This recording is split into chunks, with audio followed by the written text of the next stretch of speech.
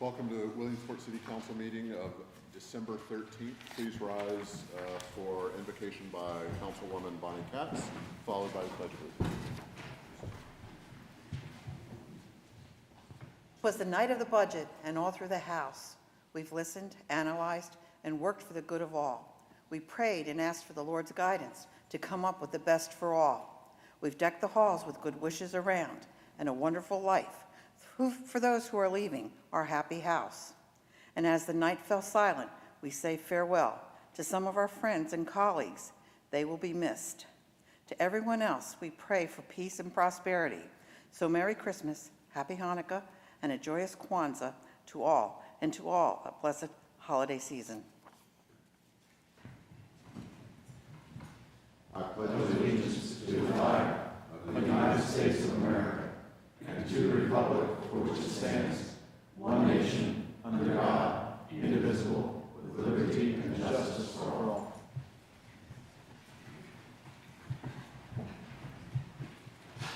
Thank you all.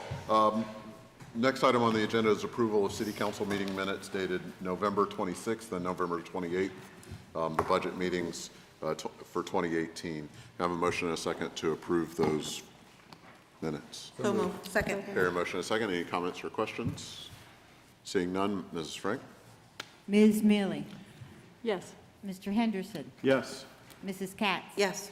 Mr. Slaughter. Yes. Mr. Allison. Yes. Dr. Williams. Yes, and those are approved. Next item on the agenda is limited courtesy of the floor. We've had no requests for that this evening, so we'll move on to the next item, which is a presentation on the Park Avenue plan.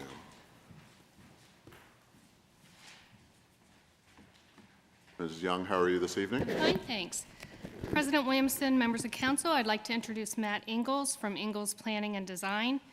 He is the lead consultant for the Park Avenue project, and this evening he will be presenting a draft of the Park Avenue plan. Matt?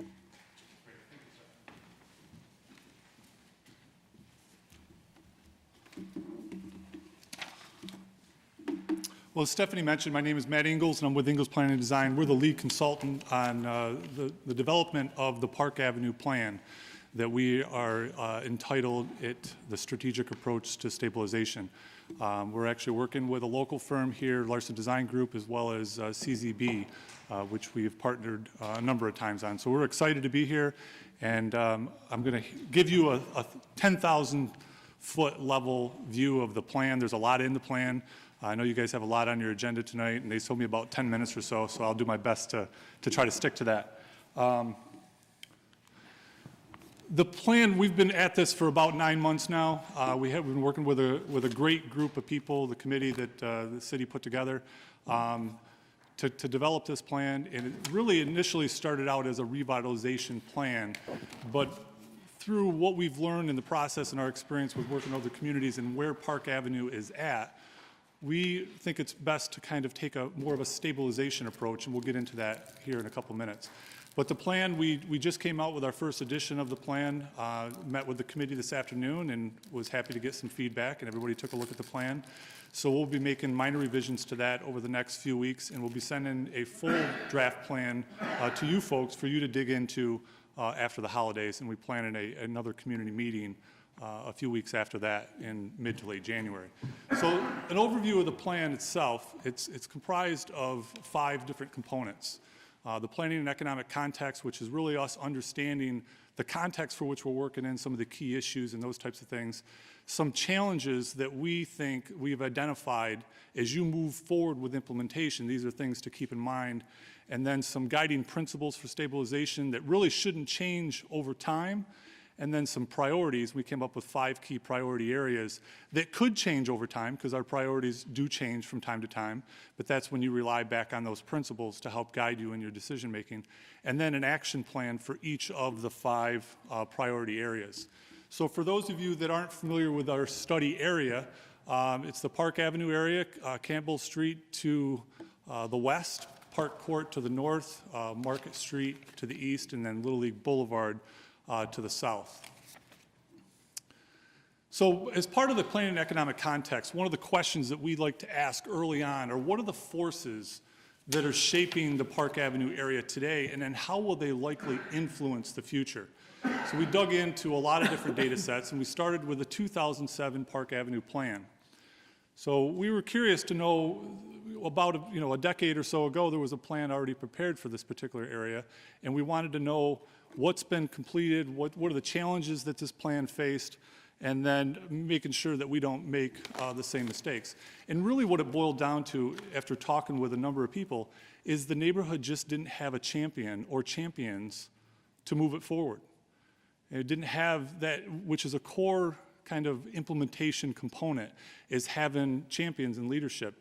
And when you're dealing with a neighborhood, sometimes distressed neighborhoods that don't have a lot of roots, people that have lived there for decades, that are organized and are really kind of geared toward and aimed at championing their neighborhood and fighting for it and moving things forward, then revitalization processes tend not to, they struggle and they tend to kind of fall away over time. And from what we understand, that was one of the key reasons why the 2007 plan didn't move forward. In addition to that, we looked at a lot of different data sets, from land use and zoning to housing to demographics, all different types of stuff. I just want to highlight a couple of things, and some of these things you may be aware of, but you can see, it's kind of difficult to read on the screen there. But Park Avenue has the highest concentration of poverty in the city of Williamsport, and it's just under 41% in this particular area. And then when you look at the city as a whole, about 27.5, and then Lycoming County, just under 14.5. And it's the same with median household income, a little over 22,000 compared to the city. I think is about 35, just under 36. And then median household income for Lycoming County is about just under 50. So you can see that this neighborhood is struggling. And on top of that, has rental accounts for about almost 75% of all the housing units in this particular area are rental units. And so you can see, when you reflect back on that 2007 plan, when you have a very transient population, a population that probably doesn't have a lot of vested interest in the neighborhood, things tend to struggle. And those are some of the things that we want to try to overcome as we move through this process. One of the key kind of components of looking at neighborhood health is the condition of the housing stock. It tells us a lot about, are people investing in their properties? Is there confidence in the market? So what we did is we went through and did a field survey of every residential property within the study area and rated those properties on a scale of 1 to 5, with 1 being the green there, that's a very healthy, kind of a top-in-class type property, and then far to the right, the red is very unhealthy or near blighted and a risk to become abandoned. When we looked at all those properties throughout the study area, you could see that there's not a lot of red up there, which is good. There's a few handful of red properties. I think it's about 2% or so. Some of that might have been, I know over the course of the last 10 years or so, the hospital's acquired a number of blighted properties, so that certainly helped with that. About a little over 1/3 are green properties, or 1s and 2s that are fairly healthy. But then about 68% of them are on that cusp of that yellow orange color, that over the next few years, they could continue to slide. Those are the properties that we're after. We want to make sure that those properties don't slide into that red zone. So as we move through this process, we've identified some pockets of fairly healthy clusters of residential properties here and here. Well, surrounded by those, or very close in proximity to those, are some of those yellow and orange properties. So those are the properties that we begin to kind of focus on and say, how can we make sure that we stabilize these particular areas and we don't let that those 4s and 5s kind of really begin to influence those 2s and 3s. We also had a fair amount of community engagement. We talked to a lot of stakeholders, a lot of one-on-one and small groups. We find that that's where we can really get people to open up and share ideas and thoughts. We've met with a lot of the community assets, including UPMC and the Y and Lycoming College, some business owners, and then the public as a whole. We had a community open house back in September, fairly well attended, got some great input. And I think the reality of it is that we wanted to make sure that we were honest with folks and not fill people with false hope. Because what happens often with revitalization plans is people tend to focus on outputs rather than outcomes. And when you focus on outputs, those are projects and initiatives. And people get excited about those things, but many of them are market-driven and dollar-driven. And sometimes in the revitalization process, there's a time and place for that. Where we are with this particular area, I think we're in stabilization, so we have to be very realistic about our expectations and really focusing on the outcomes that we're trying to achieve and not the outputs that we need to produce.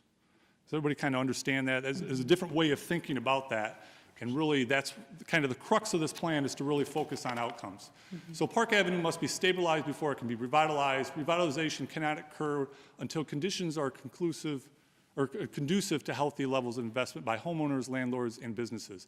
It's really about instilling confidence in the property owners that are there, and then also landlords that are there, both homeowners and landlords.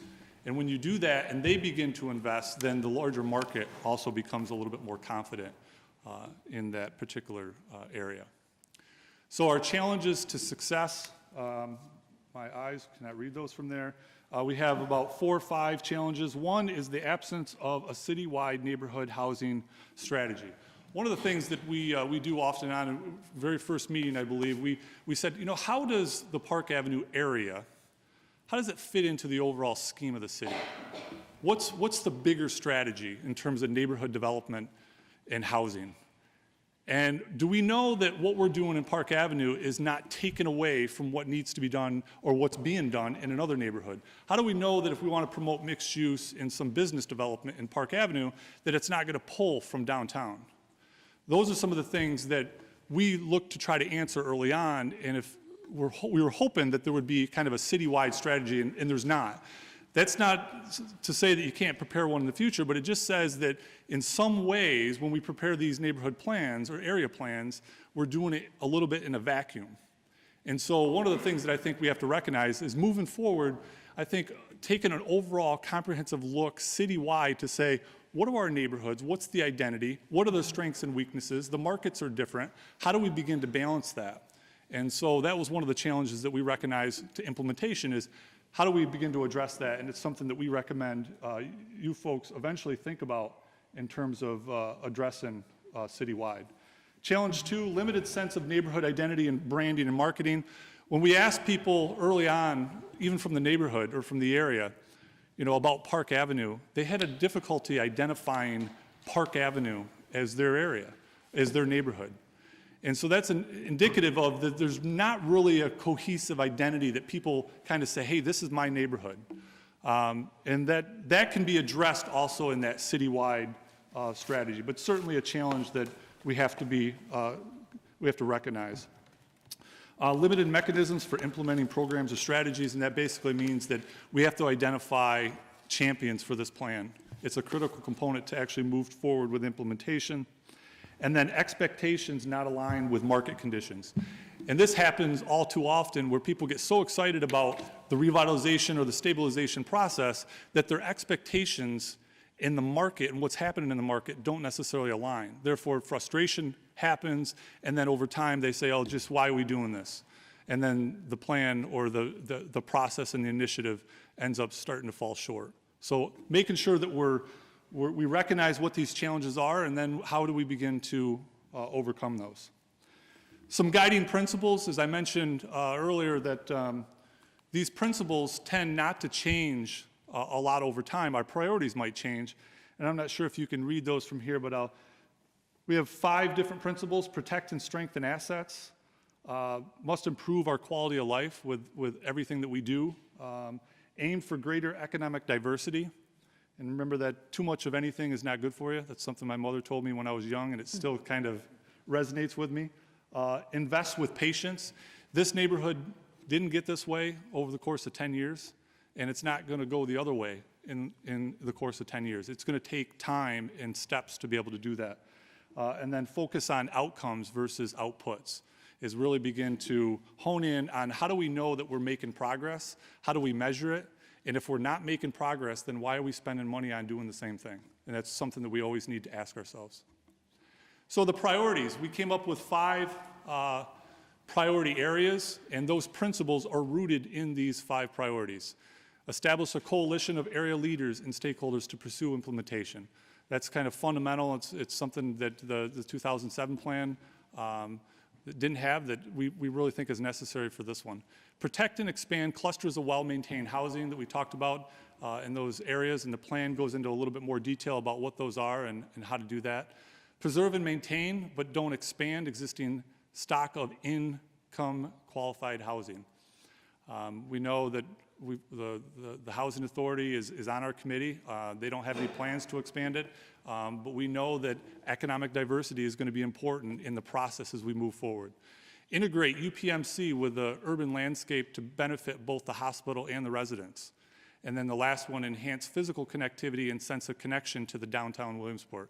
There's tremendous assets here. That's one of the things that I want to emphasize, and we realized early on, I think even before we were selected to work on the project, is we're facing some significant challenges, poverty, disinvestment, but there's some tremendous assets to build off from. UPMC, we all know that's a tremendous asset. The Y, the proximity to downtown, the proximity to the college, Brandon Park, Firestone, there's Fire Tree. There's a lot of really good assets to build off from. How do we begin to leverage those and move those forward as part of the process? So as each one of these priorities has an action plan.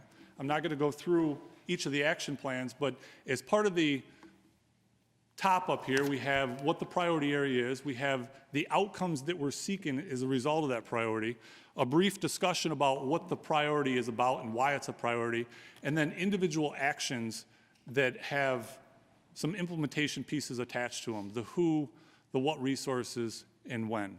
So each of the 5 core priority areas has an action plan associated with it. So I know that was kind of the quick and dirty of 9 months of work, and I hope I didn't shortchange it, but I know I'm hoping that you have a good overview, and then when you can dig into the plan when we send it next month, I'd be happy to come down and have answer any questions you might have about the plan, about the strategy, and we hope to finish this up in the next few months. So our next steps is to revise the draft based on comments. As I mentioned, we met with the committee this afternoon. We have some work to do. We're going to revise it. Once we get that plan where everybody on the committee says, you know what, we're feeling really good about this, we're going to send it to you folks, and you can dig into it and let us know what you think. And then a community meeting, number 2, we have scheduled sometime in January. We're probably looking at maybe the 3rd week in January, so maybe a week or so before that. We'll send you folks the plan, and then we're looking to wrap this up maybe late January, early part of February. And again, if you want me to come down and answer questions and have a work session, I'd be happy to do that. So I know I threw a lot at you in 11 minutes, but any questions for me? Process, where we're going, how we got there?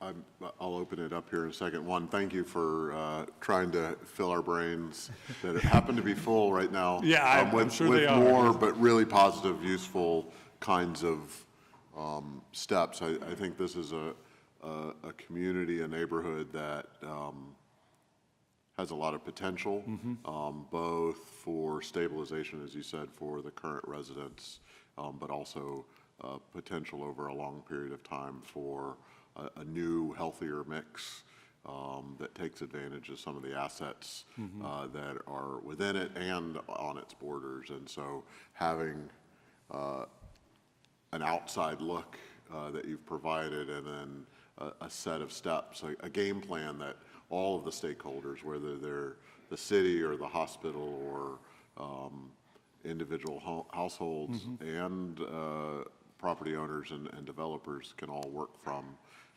to achieve each of their individual goals, but towards a consistent set of possibilities is what we were hoping for. And I think, at least in the quick version is what I'm beginning to see tonight. So appreciate it. Good, thank you. Questions from council? Ms. Mealy? I think I would personally look forward to a one-on-one meeting when we have a final plan to discuss exactly what the intentions are with some of the recommendations, so that we can make certain that we move forward with them as recommended. But your work so far, seen with broad strokes, seems both impressive and a little humbling.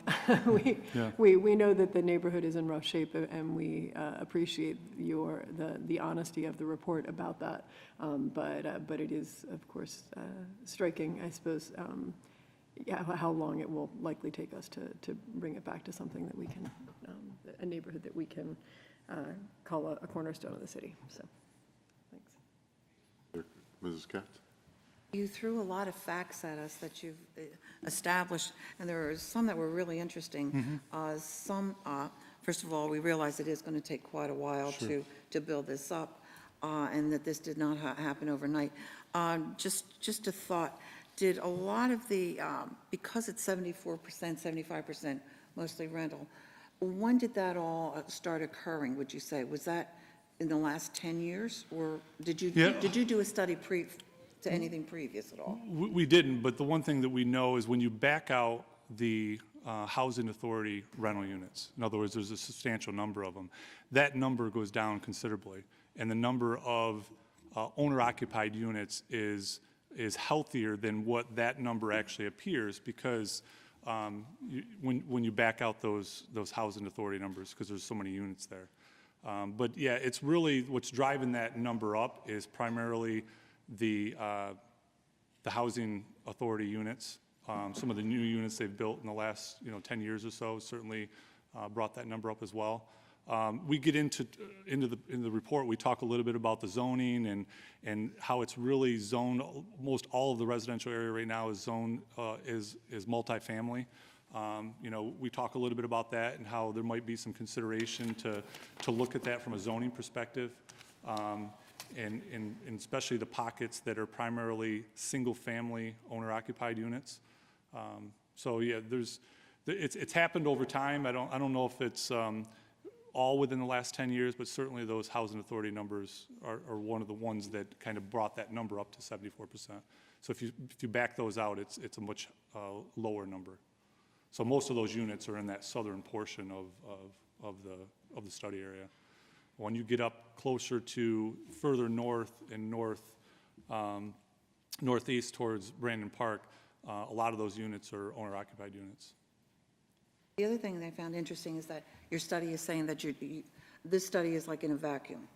And it would behoove us to look at the whole city when you're doing something like this, and to make sure that the city is working as a unit instead of, I come from a big city, so there were always the neighborhoods. Sure, and identifiable neighborhoods, right? Exactly. Yep. And it was surprising that you said that the Park Avenue, people don't identify Park Avenue, where different parts of the city here are identified. Yeah. You have your Newberry, you have your East End, West End, whatever, and to realize that there are parts of the city that you can't they don't identify with any Yes. neighborhood, yeah.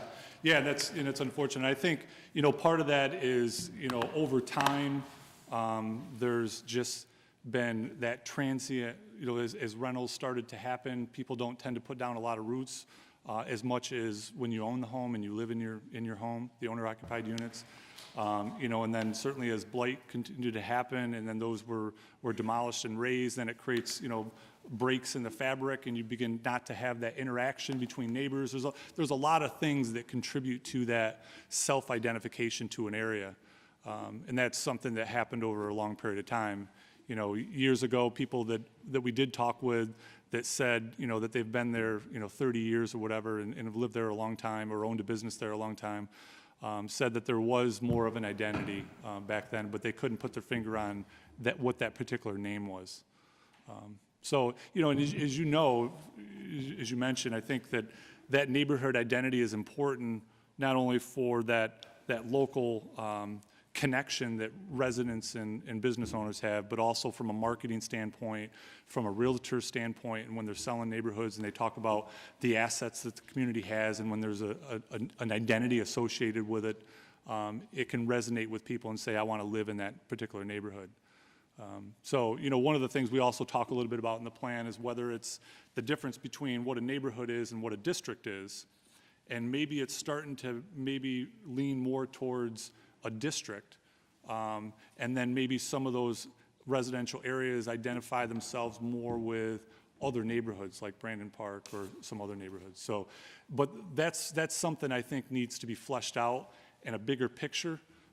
You know, when you're painting with a broader brush citywide, and then you hone in on what's the delineation of this neighborhood and what's its identity, and you begin to focus on those things, and that way you know what you're doing here is not pulling from here, and it's not in conflict with what you're doing over here. Because we recognize that resources are limited. We only have so many resources, and you know the opportunity costs that are associated with doing X when you wanted to do Y. Or sometimes you can't do both and do them both well. So how do you make those decisions? That could all be part of that kind of citywide strategy. Hopefully, a lot of people will come to the next community meeting. Yeah, I hope so too. Thank you. Additional comments? Mr. Henderson? I appreciated what I could gather from the plan that that you're asking not just what can we do, but what should we do? Yeah. And I appreciate that because it's you know, everybody likes to see something happen, but we want to make sure that what we're doing is what we should be doing. Yeah. And that was just something I appreciate about that. You know, as you laid out the plan, and I look forward to reading that plan then and diving into that and seeing some of those questions answered. Great, and I look forward to your thoughts on it as well. Ms. Mealy? Just a request that I'm sure that we will be, but can we make certain that the city council's invited to the community meeting that happens in January, that we're notified? Absolutely, yeah, that's one of the reasons we want to make sure you folks get the plan ahead of time, you know, and then hopefully we'll get you all at the community meeting, and you can hear what people have to say from the community and the local stakeholders. Yeah, that would be Absolutely. very interesting. Thanks. Yep. Other comments? Mr. Ellis? Having served on the committee, I have a couple things to say about these two people that are up here. But it's the next community meeting, I think, is going to be essential, and as many of us as can be there need to. And at the last community meeting, there were people who came on the periphery of the designated area, who are very interested in their areas and getting something going there and having an identity. So it resonates with a lot of people when they hear this plan. When we went through the RFP process and interviewed the different firms that had the different consulting firms who had put a bid in. And there were several good ones, but Ingalls and Larson Design is connected to it, which benefits a local knowledge of what's going on. Their candor, which we've heard tonight, was evident from the very beginning. And I think sometimes, we had talked about this earlier today, sometimes studies are done in order to get the study done so you can apply for a grant or you know, some part of the process. But there was a stark reality to the homework they had done prior to their bidding and meeting with us, that they understood a lot of these dynamics from the beginning and identified them, and it was a reality check in a way that okay, you know, that it's a realistic portrayal of what we're going to have to deal with, which we want to hear up front. As Councilman Henderson said, we don't want to know what can we do, what should we do, and how should we approach this. And I just want to commend Matt and his team. They've been excellent all the way through, and it's each step of the process has been better than the last. And as we wrap this up, I think we're going to have the principles are there. It's up to us to apply them. But there's a lot of meat on these particular bones for us to chew on. And I really appreciate that. It's been money and time well spent for that area. And I want to commend our Community Development Director, Stephanie, she's been a great leader. We know there were changes in the makeup and leadership midstream somewhat, and we didn't miss a beat. Stephanie stepped up, and she's been essential from the beginning. She has a great institutional knowledge of the city and of our neighborhoods, and it's been, I just listen to her and then repeat what she says, and you can't go wrong. And we want to thank the county. Jenny Picano was on our team too, and there were several others. I could commend everybody, but those two are experts in their field that really helped lead us and give us some solid guidance and information along with Ingalls. So it's been a pleasurable experience, and Likewise, it really is a great group of people that you put together, and we work in a lot of places and see a lot of places. You have a wonderful city, a lot to build from, and it's been a real pleasure to work with you folks. Really receptive and really wanting to understand and how to move things forward, and that's rewarding for us for sure. Thank you. you're welcome. Thank you. Thank you. Couple thoughts and ultimately a question.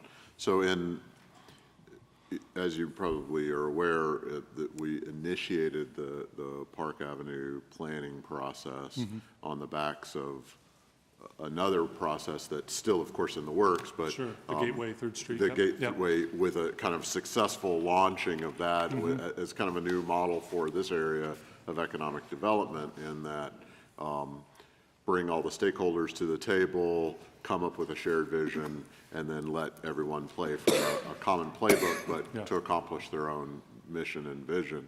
And that seemed to work for us. Completely different context, but the parallels in some way are similar in terms of a partnership across stakeholders with a big institutional partner in place, in this case, a hospital and instead of a college. And an area ripe for enhancement, revitalization, stabilization, et cetera. Sure. And hearing you talk about it tonight, the idea of outcomes instead of outputs, I think is something I look forward to reading the report and all of the context around that particular idea and what that means in this area. And so, without having read it, my mind's already spinning around some of the ideas. One of the things, of course, I was around when, in one capacity or another, when the 2007 stuff was happening, and everything kind of fell short because a lot of really good stuff in there, by the way. But it just kind of died because of the lack of advocacy from the neighborhood, which had been a model that we had used and worked in another neighborhood who had a great identity and a lot of advocates, and that group still pushes us in a very positive way. And so the question is, one question that I have is, how do you build advocacy? And I'm sure the report talks about this, and to what degree can the institutional partner be a driving force in that? Or does it have to be grassroots residents? It doesn't necessarily, especially to begin with. I don't think I think it's going to be difficult to have it be residents, and I think that some of the institutional leaders, I think, could certainly carry the torch initially, and then the hope is eventually is you get you instill some confidence in some of those, because some of those neighbors are there.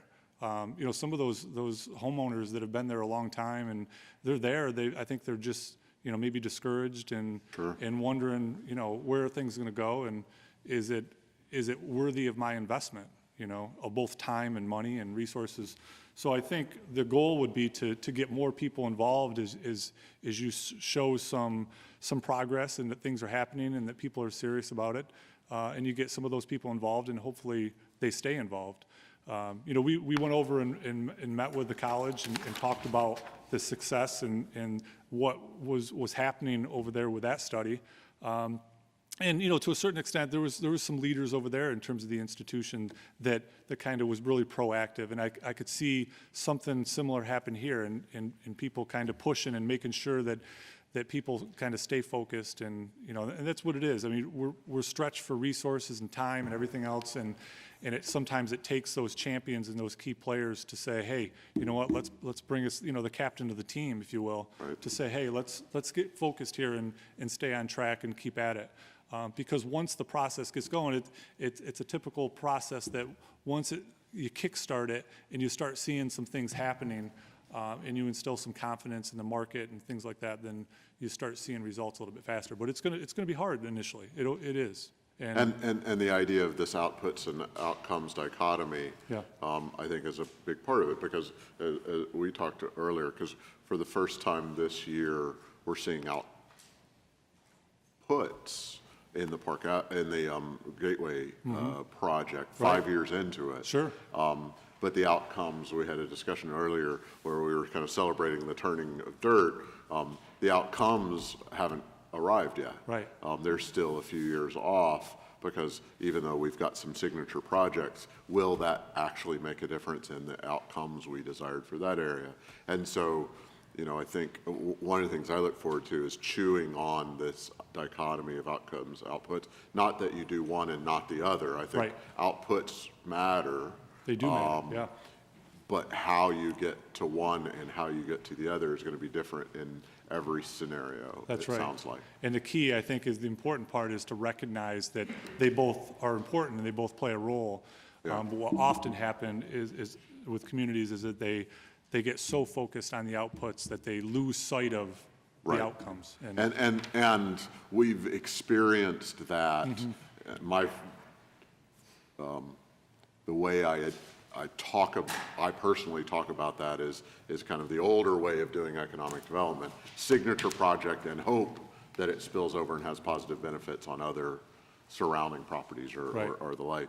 And so that's what's exciting about, two different kinds of things, but both the Gateway and hopefully, this is the end of, we'll call it year one of, a 10 or 15 year before we really can measure outcomes. That's right. Yeah, and I think, one of the things we talk about in the plan when you see it is to leveraging, to leverage resources and to kind of combine those. And if you have a streetscape project or a road project or an infrastructure project that's happening, is to partner that with some other programming rather than trying to sprinkle. And that way you can really, because sometimes it's a block by block, street by street effort. And, it's roll up your sleeves and really put some thought into, like, how can we leverage everything we do to better the community and to meet those principles and to move closer to that long-term outcome. And the good news is I think we've developed a little bit of experience now on how to do it there. And also, if you're familiar with what happened on Memorial, the Brodart neighborhood, The committee talked a lot about that. So hopefully, with experience, we gain, the ability to make the second or third or fourth time a little easier, even if it's done completely different. Sure. So that it's context specific. So, Yeah.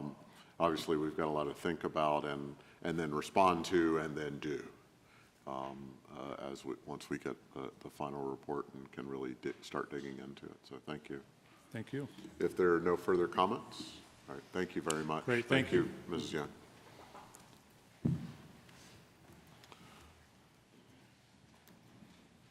Next item on the agenda then is our public hearing.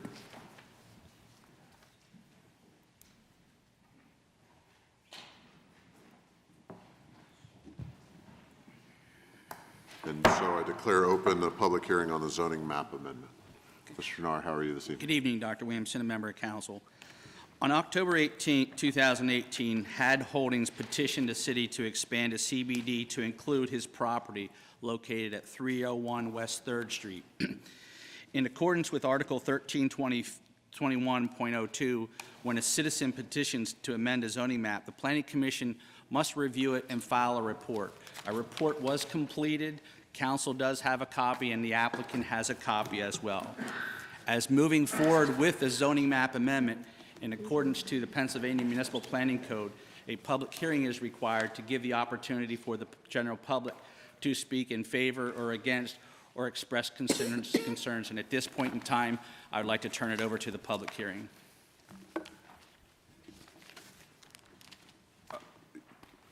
Okay, so for the public hearing, the first stage of the process is to recognize anyone here from the public who would like to speak in favor of the zoning map amendment.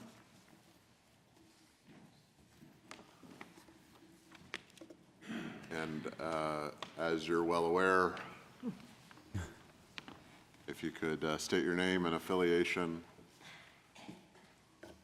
Good evening. Good evening. How My are you, name's Mr. Mike Wiley? Wiley. I'm here on behalf of the applicant. I'm with the McCormick Law Firm.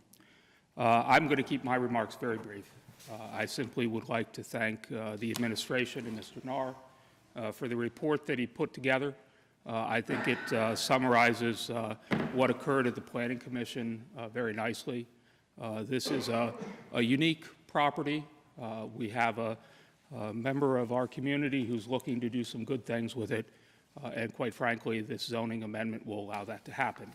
As you're well aware, there are very few gateway properties in Williamsport. This street, Hepburn Street and West 3rd Street, is one of those gateways into our community, and I think this zoning amendment will assist in quite a bit to allow that to happen. One of the things that I highlighted at the Planning Commission level, and I'll just highlight quickly here again, is the whole point of the Central Business District is to maintain building density. And it's done a very nice job of that.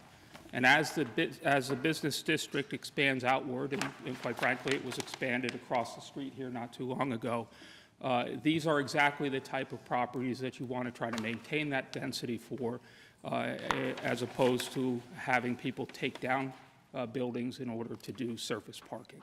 And so the applicants requested, Mr. Logue has requested consideration for this proposal to allow him to use the building as it was built, to use the surrounding properties and dovetail into the surrounding properties the way they are, and not start a process whereby properties are taken down for surface parking.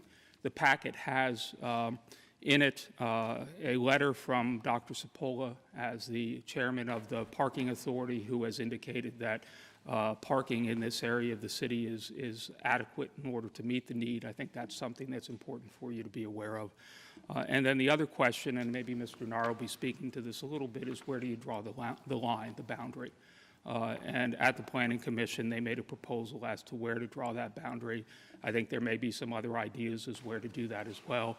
As the applicant's counsel, we don't have a position on that. We thought that the Planning Commission's thought on the matter was solid, but if there are reasons to expand it further, we certainly are not opposed to that.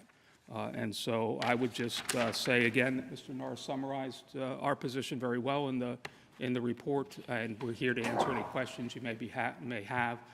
But I do understand you have quite a bit of other business this evening, and so I'll end it at that point in time unless there are questions.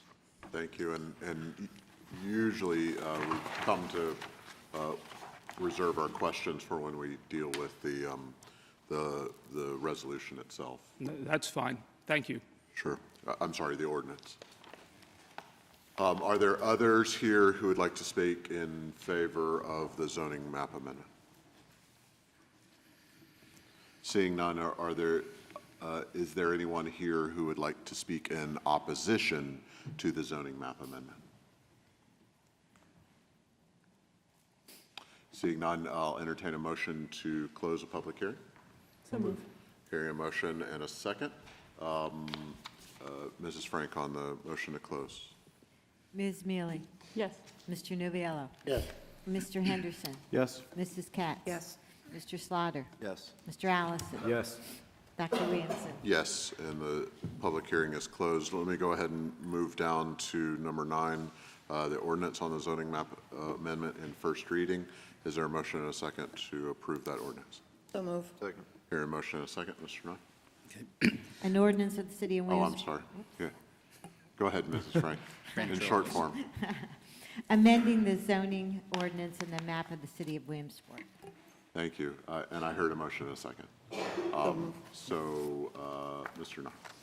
Okay, again, October 18th, Had Holdings requested a petition to expand a CBD. The Planning Commission met on November 13, 2018, to review the petition, and they made a recommendation not to expand just that property, but to expand it further. You do have a copy of Map 2. Map 2 would basically take it on the south side of 3rd Street and on the north side of 2nd Street between Hepburn all the way to Center Street. That was their recommendation. And one of the finding things, again, was based off of the petition and the presentation that Mr. Wiley presented on behalf of Had Holdings, but it was also their recommendation. And again, it follows the greater comprehensive plan that was adopted in 2017, which under the additional projects, one of the plan recommends to rejuvenate the downtown and expand, or basically expand the CBD.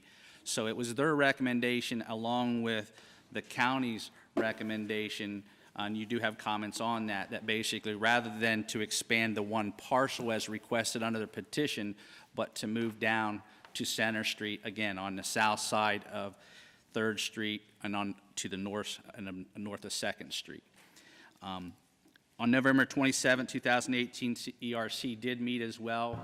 We had some discussions as far as should we expand it even further, but I believe at that point in time, based off of the recommendations by the Planning Commission as well as the County Planning Commission and conversation, it was that basically that would be the expansion under the Map 2 is what you have. Then again, on December 4th, Mr. Winters, who owns several properties to the north of 3rd Street, had requested to expand it to include his parcel area. That is Map 3. So again, that brings us to the point, again, the city would like to expand that based off of the petition that Mr. Wiley presented on behalf of his client, but the Planning Commission recommended this. But again, there had been some other additional on December 4th requesting that we expand it to the north side.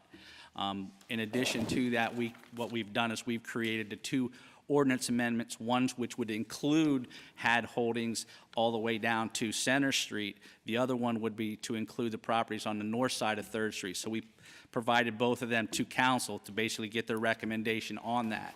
They were reviewed by the solicitor at this point in time as well. And I can answer any additional questions. Just a quick question. Did the Planning Commission contemplate the north side proposal?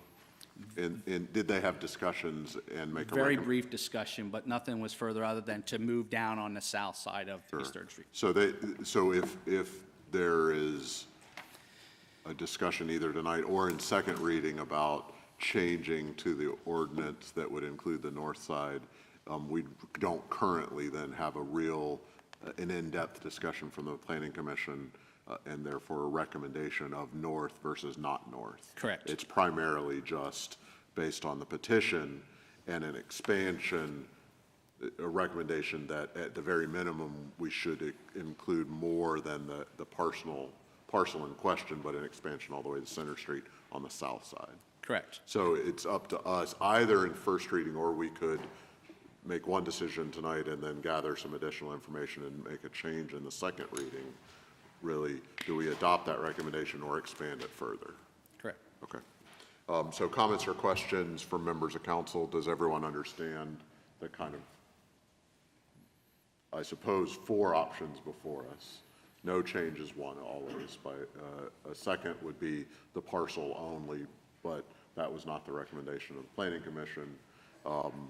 The south side expansion to Center Street is the option that is on the table now, or we could have a discussion tonight or in second reading about adding the additional component on the north side to Center Place between Elmira and Center Street. So I'll open it up for comments or questions. Mr. Anderson? First of all, when would our second reading would be? What's the date on our next council meeting? Do we know? January. The 3rd? And it is, the second reading is in 3 weeks. 3 weeks, but it doesn't require a 30-day gap on this particular kind. Okay, so it would be the 3rd is when we would have the second reading. Then would the Planning Commission have the opportunity to meet in the interim? I'd have to look at the schedule. I'm not sure we have anything scheduled because they just met on Monday. So we're not sure. It may not be until, Sure, they don't have anything scheduled between now and the 3rd. I mean, it would be, I'm sure it would be difficult, considering the holidays. Just some questions. Thank you. And, Ms. Bailey? I guess one other question might be, would it be possible to sound out the members of the Planning Commission via email? I mean, not for a firm vote, but just to get thoughts or objections, ask if anyone had concerns if we were to look at a larger area than was initially contemplated for the expansion. I'm just what I trying to will think of reach a out way. and do is I will provide the packet that we have provided to council on both the ordinances. I will hand deliver them by Monday, so they have an opportunity to provide feedback if for some reason we do not have another meeting prior to January 3rd. And Mr. Nard, you may have not had enough time yourself with your colleagues to form a position on the two alternatives. So feel free to punt if you'd like, but whatever recommendation and thoughts that you might have on the expansion of the north side or not expansion of the north side, I'm sure council would appreciate that at some point. Okay, I can do that as well. Sure, thank you. Other comments or questions on the ordinance in first reading? Yeah, Ms. Mealy. Well, I guess a question, the historic district functions as an overlay, correct? That is to say that it doesn't. The third map will stay outside the historic district. Yeah, also, right. But even if I guess I'm just trying to sort of wrap my head around, the district functions as an overlay, so no matter what zoning we were to have, even if it touched the district, it wouldn't affect the historic nature. Right? Correct. Okay. Just trying to sort of think about it. And because we are outside the district, it's no big thing. I guess my only other follow-up comment is that we've had a number of discussions about this, and I wholeheartedly support the expansion of the CBD. I think that it's important that especially since we expanded the CBD to incorporate the entirety of the block between Elmira and Hepburn Street, Central Business District should run to both sides of any major artery in the city if it's going to abut them. With that in mind, I would say that I could also, at least on first blush, appreciate or understand the expansion to Center Place on the north side of 3rd Street. That is to say, support option number 3 or 4, depending on whose version you're looking at, Dr. Williamson. But I would like to understand, I think, a little bit, perhaps the concerns of those folks who've reached out to the city before I take a firm position on it, and also the administration's position on that. So I actually had reached out to Mr. Allison to ask if we might be able to have an ERC meeting at least to review that in slightly smaller quarters between now and the 3rd. But that's everything. Any additional comments or questions? A couple ideas on my part. One of my questions that I did get answered throughout this, maybe longer than it probably should have taken process, was to understand whether or not we had existing capacity to be able to handle the parking pressures, which of course are a risk taken on by the property owner in any situation where we've got CBD kind of parking arrangements, but in particular in a way that would not threaten the parking needs of other neighboring properties. And I was glad when we got the responses back from the parking authority saying that the parking pressure could be handled.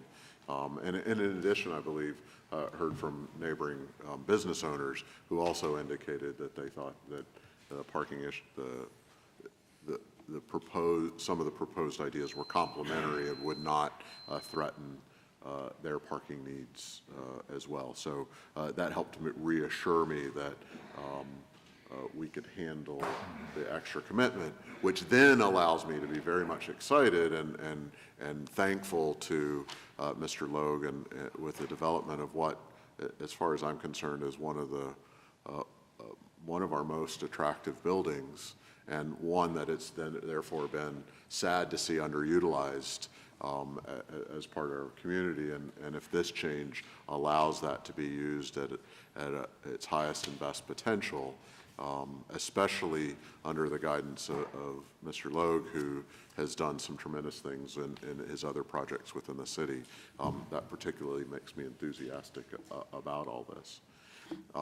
In terms of our options before us, one thing I'll point out to my colleagues, that a yes vote then tonight leaves open the option of either map 2 or map 3.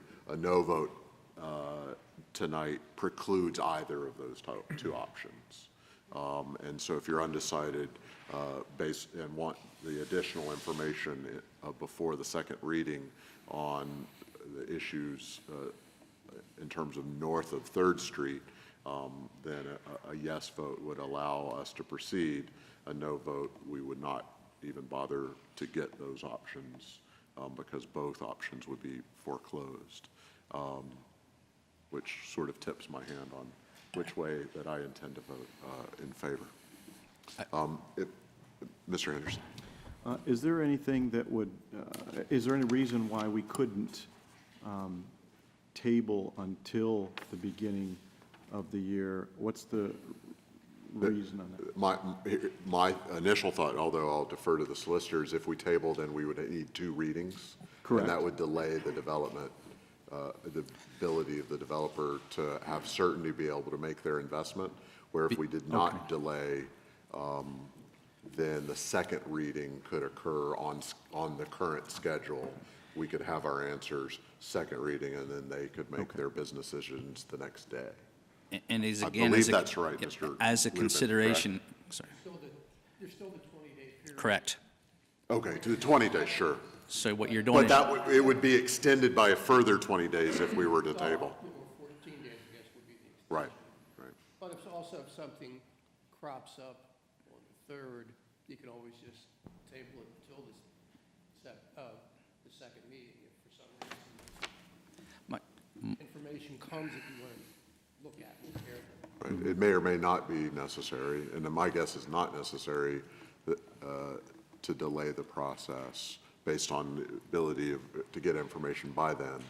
But if we needed to, we could always delay it later instead of delaying it now unnecessarily. and Does as, that answer your question? from a It does, yeah. I mean, there's no desire to delay the development, obviously, but you know, we do want to hear from the Planning Commission and hear what their perspective is on that as well. I mean, personally, I don't have any hesitation necessarily, just that we want to make sure that we've gone through the process as we ought to. So it does satisfy me to think that we could, if needed, table next time, although again, we don't want to delay that development, but just to make sure. And hopefully we wouldn't need to do that. Thank you. Mr. North. I was just going to reiterate, from the city administration position is not to delay it. I am very confident that we can reach out to the Planning Commission and get their recommendation in a timely manner so that January 3rd, we should be able to basically move forward with the second reading of either map 3 or map 2 or map 3. Thank Which you. in addition would satisfy Mr. Logue as well. Sure, absolutely. Additional comments or questions? Then on the ordinance in first reading, please. Ms. Mealy? Yes. Mr. Noviello? Yes. Mr. Henderson? Yes. Mrs. Katz? Yes. Mr. Slaughter? Yes. Mr. Allison? Yes. Dr. Williams? Yes, and the ordinance is approved in first reading. And thank you again, Mr. Logan and Mr. Wiley, for your investments in the city. Absolutely. Mr. Nar, while you're there, shall we go ahead and take your other item? Okay. Next item on the agenda is a lot consolidation.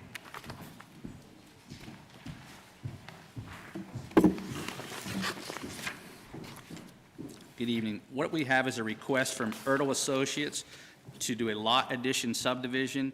What they're requesting to do is they currently own the 3 parcels there on Second Street. They're just requesting as far as a cleanup of the ordinance, which basically they are using the parcel, or their use uses all 3 of the parcels. So as part of that requirement to clean that up, they're adding that all as one parcel to make it making a conforming use versus a non-conforming use. So therefore, it was reviewed by planning and recommended positively, as well as it was recommended by the county planning as well. Again, it's just merely combining the 3 parcels as one for a cleanup. All right. Is there a motion and a second? So moved. Second. Hearing a motion and a second. Comments or questions? Hearing none. Mrs. Frank, on the lot consolidation. Ms. Mealy? Yes. Mr. Noviello? Yes. Mr. Henderson? Yes. Mrs. Katz? Yes. Mr. Allison? Yes. Dr. Williams? Yes, and that item is approved. So then we'll go ahead and wrap up the other items in which we may have guests this evening. So the next item on the agenda is resolution to approve a pledge agreement. Mrs. Frank. Resolution to approve a pledge agreement to establish the Stephen Poorman Legacy Society. Be it hereby resolved by the City Council of the City of Williamsport that an agreement attached hereto and between the City of Williamsport and Stephen P. Poorman and Pamela Fisher Poorman is hereby approved, and the appropriate city officials are hereby authorized to execute the agreement. Thank you. Is there a motion and a second to approve this resolution? So move. Hear a motion and a Is there a second and a second? Mr. Mayor, how are you this evening? Good evening, City Council members. How is everybody tonight? Good. Thank you. Thank you for the opportunity to present this resolution to the full body of City Council. Frankly, we would not be here this evening if it wasn't for Mr. Stephen Poorman in regards to his very, very generous outpouring of support for city parks. That's the objective. I'm going to highlight a few comments of this agreement. First of all, if approved this evening, a check that was given to Mr. Pavlak for $27,000 towards improvements to the East 3rd Street pool house and a pavilion can commence sometime this spring. Other key points is $238,675 will be placed in a legacy fund for parks. $125,000 will remain in the account for endowment purposes. The main goal is for other individuals to participate in this process to contribute to a legacy society. What's really important is in regards to this $125,000 that will remain in the account, the balance of those dollars can be used in the future for either small projects or large projects as well. We had a Finance Committee meeting this week that discussed this, and Mr. Poorman did recommend, actually at this meeting, to remove language that stated that there would be naming rights opportunities. Instead, originally a check was given for $25,000. It was increased to $27,000. The $2,000 would be used for signage placed on West 4th Street, highlighting that we do have a splash cove because there is no signage designating that area from West 4th Street. And at the bottom of that sign will state the Stephen Poorman Legacy Fund. So individuals, when they come by, hopefully we can get other individuals to contribute towards a legacy fund. I have no other comments. As I said, this went before the Finance Committee, and they're welcome to make some comments at this time. Thank you. Thank you, Ms. Mealy from Finance. Yes, Finance did review this and forwarded it to the full body of council with a positive recommendation. We did recommend that the administration review a couple of items, such as the Exhibit A that was attached to the agreement, which didn't particularly seem to serve any purpose. I'm not sure if there was any resolution on that, Mayor Campana, on the Exhibit A that says contract agreement for naming a former Shaw Place pool house. That was supposed to be removed? Yeah, I thought it was. I'm just, there's still a reference to it in the final agreement, so I was trying to understand if there was something, if we had decided to keep it in after all. Actually, it can be removed Okay. if you'd Got it. like. So I guess I'll defer to my colleagues on how you feel that there's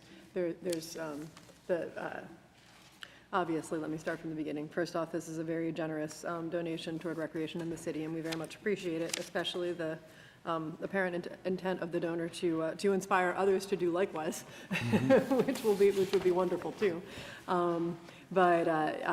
So any comments I make are merely nitpicky things about the agreement and trying to clean things up for future reference for all of us.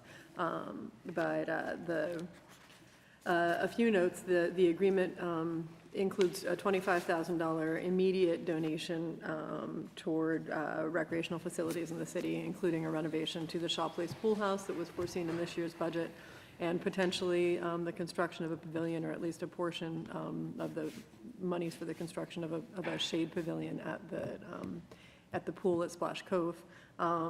The donor further contributed $2,000 toward signage to be placed on 4th Street that would identify Splash Cove so that people knew where it was.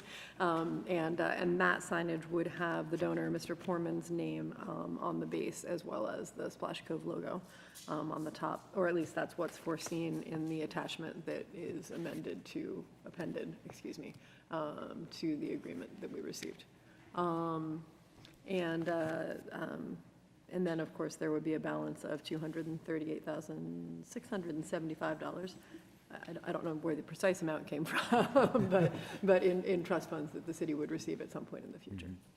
And $125,000 of that 238 would be earmarked as basically a legacy fund, and the remainder would be spendable when it was received, if we so chose, I suppose.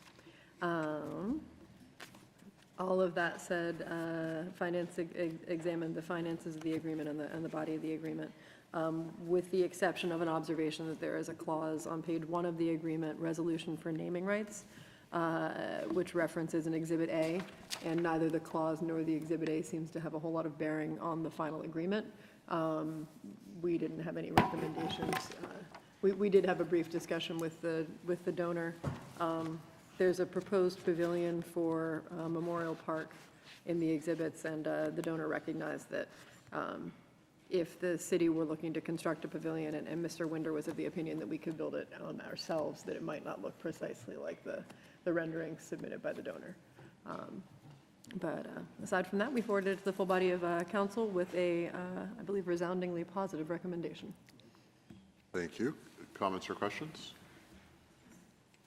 I have a couple ones, and I'm not sure, Mayor, if you can answer, Mr. Lubin, maybe Mr. Pollack, in some parts of this. So obviously, generous donation and well appreciated. I'm just trying to contemplate process going forward. So $27,000 for the specific purposes that are talked about currently, and the agreement says as part of the donor's estate. So at some undetermined point, hopefully far into the future for his sake, the city would receive the additional dollars.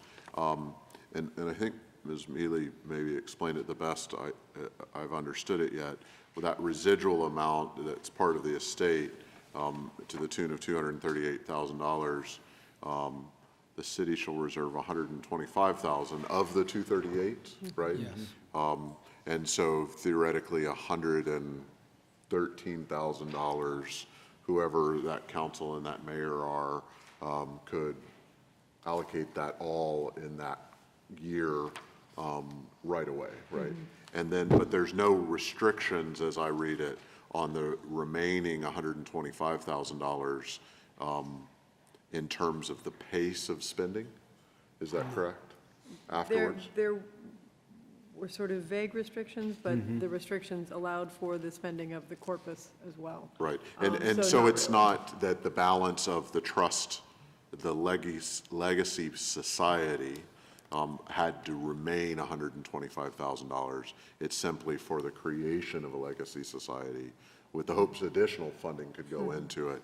But whatever that council is and whatever that mayor is could spend it at a pace that they chose and is not being restricted by the agreement.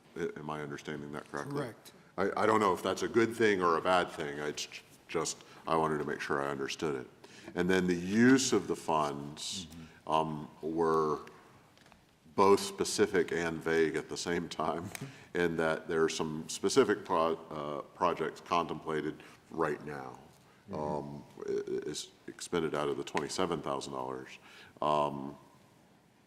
And then the fourth item basically says, or other projects to be determined by the Director of Parks and Recreation and or the Parks and Recreation Commission. And this is a question really for Mr. Lubin. We've run into these things where the Showers Estate and the et cetera, where we've entered into agreement and then some distant time in the future, what if at that point in the future we don't have a Director of Parks and Recreation or Parks and Recreation Commission for some reason? And that those first specific projects listed are no longer relevant? What would happen at that point? You're going to just eliminate or disband the Recreation Commission. Or even rename it. Or rename it. Well, if it's renamed, it would still be the same entity. Okay. The other, though, if you're going to disband it, you'd probably want this, whoever the successor entity is going to be.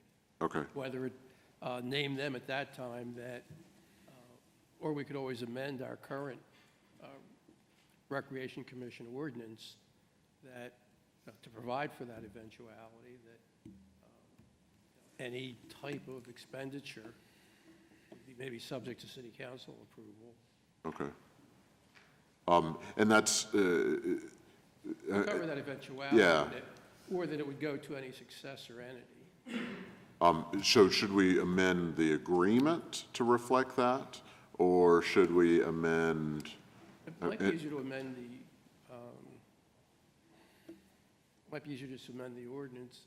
I know that we're looking. Easier to amend the ordinance for the sake of an agreement than just Well, amending but the also, agreement? Well, for $200,000.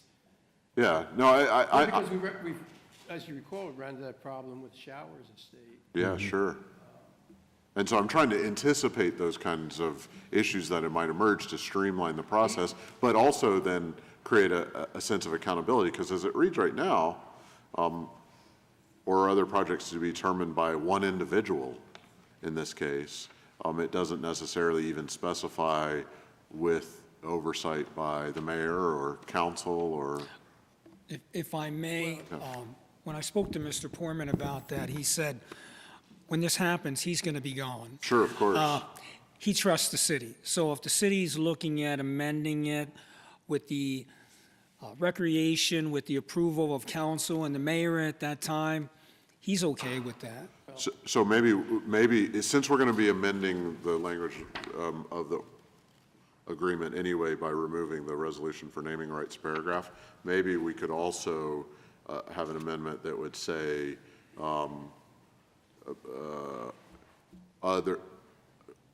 for other projects to be determined by the Director of Parks and Recreation and or the Parks and Recreation Commission or their successors with approval by City Council. Well, currently, the current ordinance does not give the Recreation Commission the power to expend money. Okay, so maybe other projects be determined by and approved by city administration and city council. Put that language in. Mayor, would you have any objection with that I think that particular would be idea? great language. I'm trying to avoid having to go to court later when things ever changed after. I think it's a much smoother if we make the changes with the resolution than the ordinance. All right, okay, thank you. So I'm going to go ahead and try to clean up both of those. Can I do that in one amendment? All right, so my motion is to two parts. Part one, remove the title and paragraph on page one, resolution for naming rights.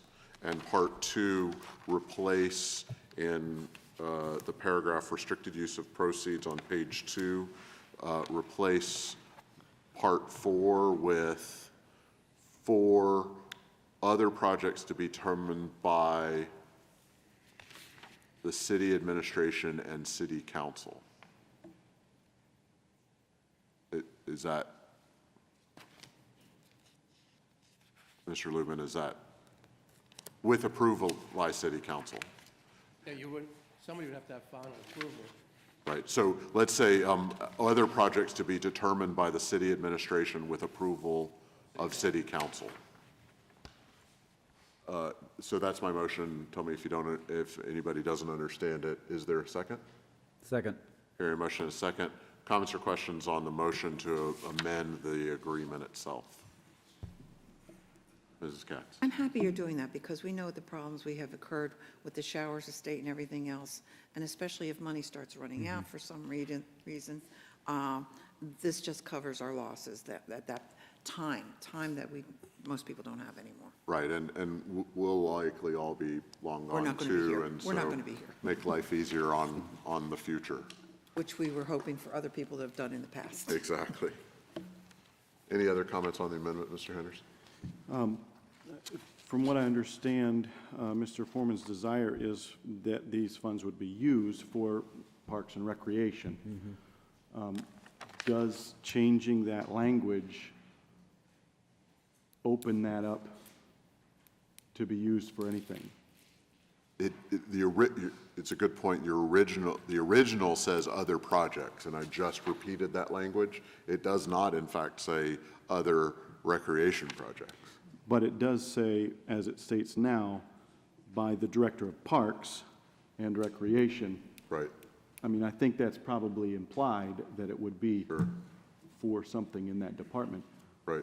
I'm just wondering if we need to maybe add some more language in there that would specify. I would take as a friendly amendment, so we don't have to make the process more complicated, simply saying other parks and recreation projects.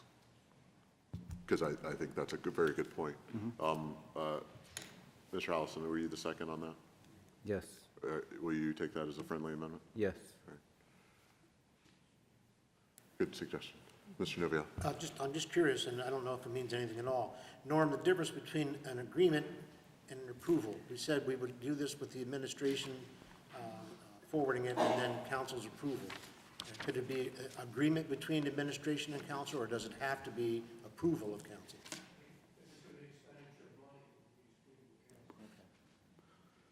Thank you. Any other comments or questions on the amendment to the agreement? My only other one, you don't believe that Mr. Poorman would have any problem with those two changes? He would do be you? fine. Okay, thank you. If there are no other comments or questions, Mrs. Frank, on the amendment. Ms. Mealy? Yes. Mr. Novello? Yes. Mr. Henderson? Yes. Mrs. Katz? Yes. Mr. Slaughter? Yes. Mr. Allison? Yes. Dr. Williamson? Yes, and the amendment is approved. My other comment, I suppose, is, again, this is all within the context of thanks. Given what we're about to talk with a budget, it seems tempting at this point to say, okay, well, we should actually encourage him to encourage the agreement and Mr. Poorman to restrict us in some ways to being even more cautious with the residual funds, the estate funds, than being able to spend over half of them all at once. I'm tempted to offer that as a suggestion. Then again,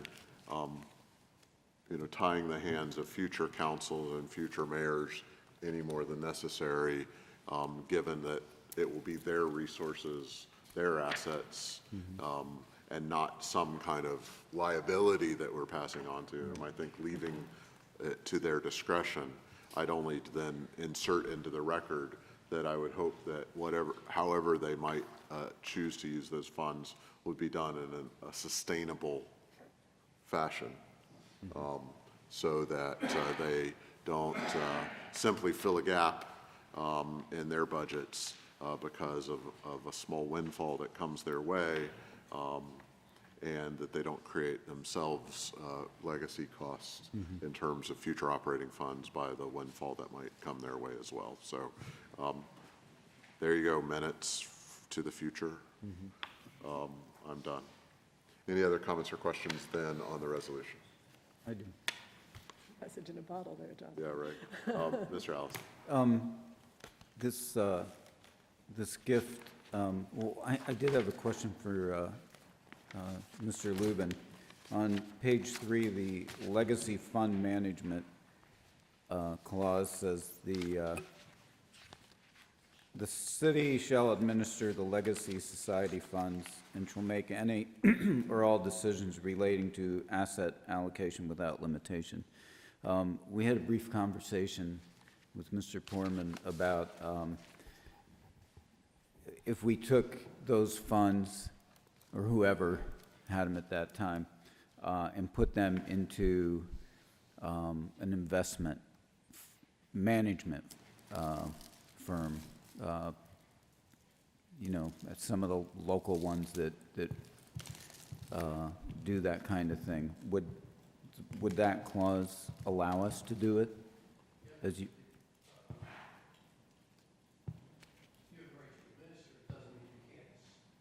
we can't, that would be part of our administration. Right. Yeah. Much the same as we do with our pension funds. Mm-hmm. We really need for a fund that size. Probably one a professional to handle. Exactly, yeah. And I guess we'll leave that to future. But it also reminded me that part of our pools were not built with city taxpayer funds. They were built through donations. Given the budget constraints that we have and the idea of setting up a legacy fund, I think is a good component that we need to revisit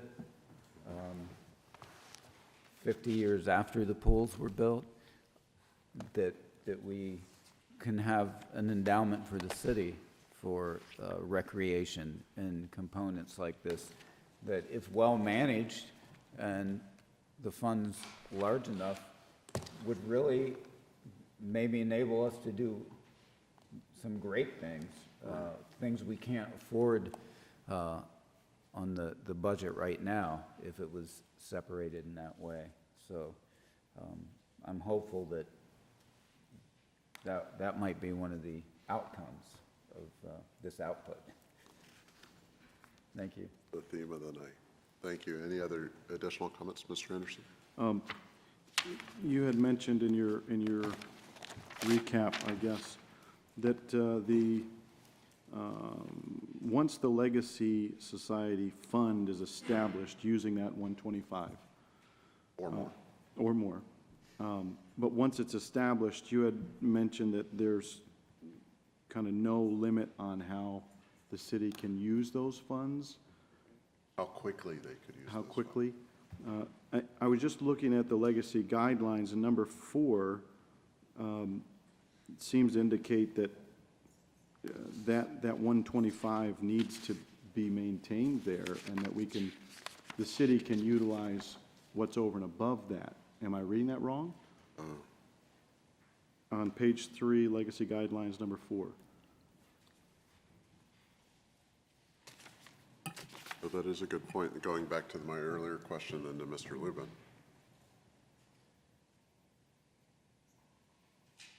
If that's the case, it would seem that that 125 is for that investment.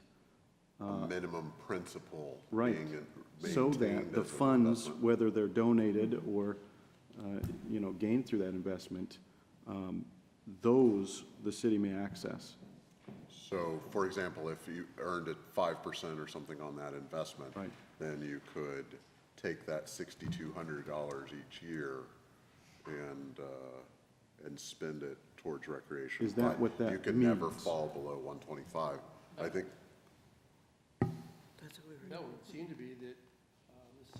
access all or part of the funds as they become available.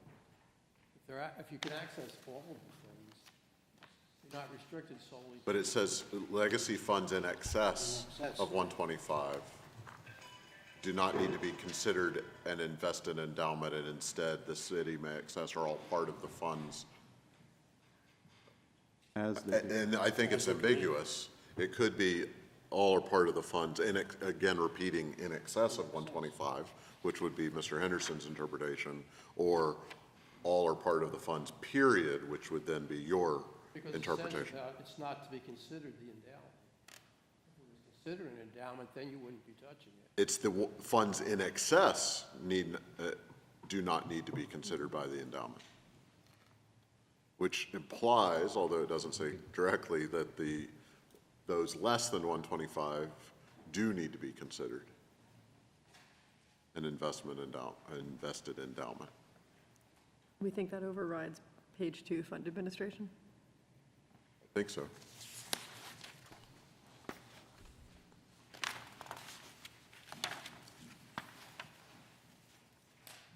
And Mayor, you may have a sense of what his intention was. Was an intention is having a perpetual endowment of 125, at least 125?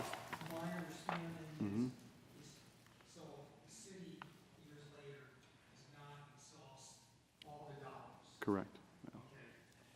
His intention was to keep the 125 as an endowment, and hopefully other people will contribute to that, because if not, then you have a legacy fund if it's just. Right.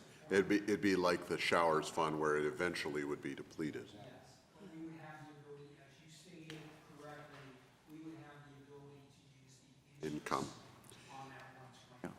So I mean, I think That's what I think. the language then under the paragraph reserve of proceeds and number 4, as Mr. Anderson points out, under legacy guidelines, needs to more clearly state that intention. Again, not because now that you've explained it, we don't understand it, but if we had a hard time understanding it and none of us are around, it can be interpreted both ways. Maybe we just want to add a provision there at this point, that in no event shall the. Do we want to wordsmith it tonight, or would it be better to table it or something along those lines and allow those two areas to be tweaked appropriately? He stated for income tax purposes, et cetera. Got it. It was imperative for this to be approved by the end of this year. Okay. So let's see if we can work on, I mean, it'll take a little bit of time, but let's see if we can rework the language on the fly for those two paragraphs. Mr. Lubin, if you have a suggestion, that'd be great, as the attorney in the room, but we can also try to help. Is this, Liz and Randy, did he not say this was the same language that was used in the contract for Lock Haven? Didn't he mention I that don't that's what it recollect was that done? part, but I remember asking him if Yes. that I had understood that it was, that the endowment corpus was Yeah. up for grabs, and he said yes Yeah, he did say that. But at the meeting. Which is to say, it's not a permanent endowment. Yes. So, but, you know, I mean, There was a lot of back we're and not forth. trying to change his intention, we're trying to Right. understand his intention. right. His intention is for investors to come in. His intention is not for this to be spent, over the years. He wants this as an incentive for other investors. And Which to is use opposite what of the what you other just said, investors too. bring in, to I use, said, it mentioned the endowment utilize. corpus, and he said. And this is what I understood him to He didn't say. seem exactly, kind of like almost a wink or something. 125, basically, 125 stays perpetual in an account. The rest of the dollars, he said, it's Do up what to we city want. council at the time and the administration, go ahead and spend it. He trusts you that it's going to be spent in a proper manner.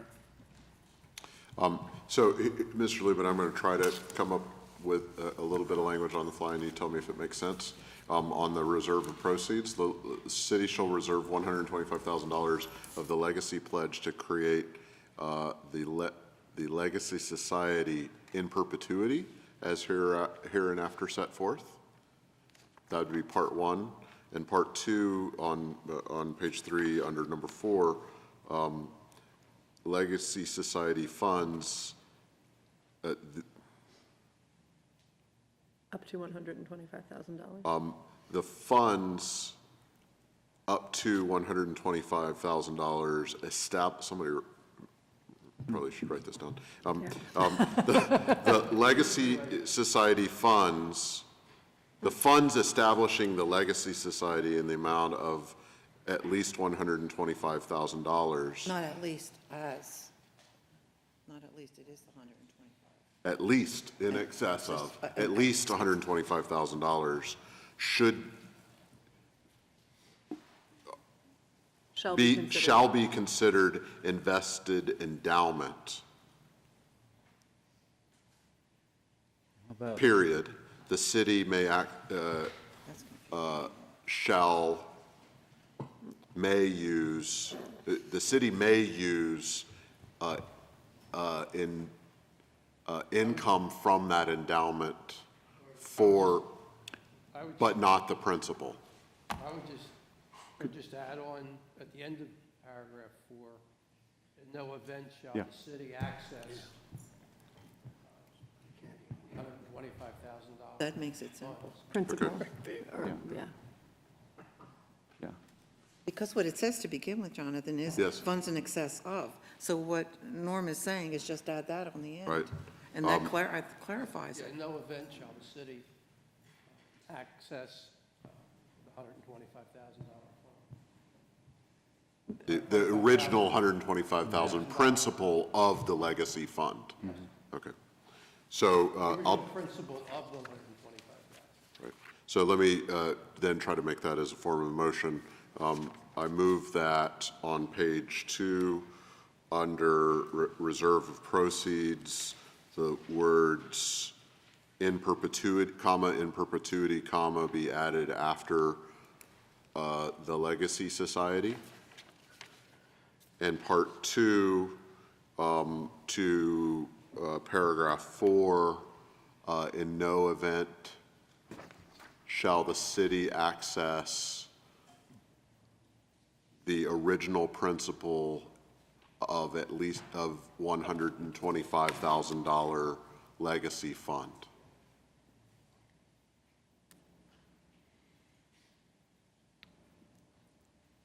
Is that clear enough as a motion? Does access prevent investment? Expend. Let's use the word expend instead of access. Janet, Mrs. Frank, does that give you what you need? All right. If the motion is clear to everyone, then I'll ask for a second. Second. Hearing a motion in a second. Comments or questions? Ms. Mealy? Do we need to also amend the section of under fund administration, the final sentence in the first paragraph? Fund distributions may include but are not limited to interest, dividends, market appreciation, gains, a portion of the endowment corpus, or other income? I'm sorry, what page? Sorry, page 2, under fund administration. In first paragraph, you said? First paragraph, last sentence. I'm not sure whether the fund is considered the entire $238,000, and consequently, we can distribute the endowment corpus up to or in excess of 125 at that point? I believe that is correct. Okay. Gifts to the legacy, earlier in that paragraph, gifts to the city's legacy society, which we've just would have created with what the changes we just made in 4, shall constitute an endowment corpus. And those could include things above $125,000. Right. Which will be held in perpetuity and invested.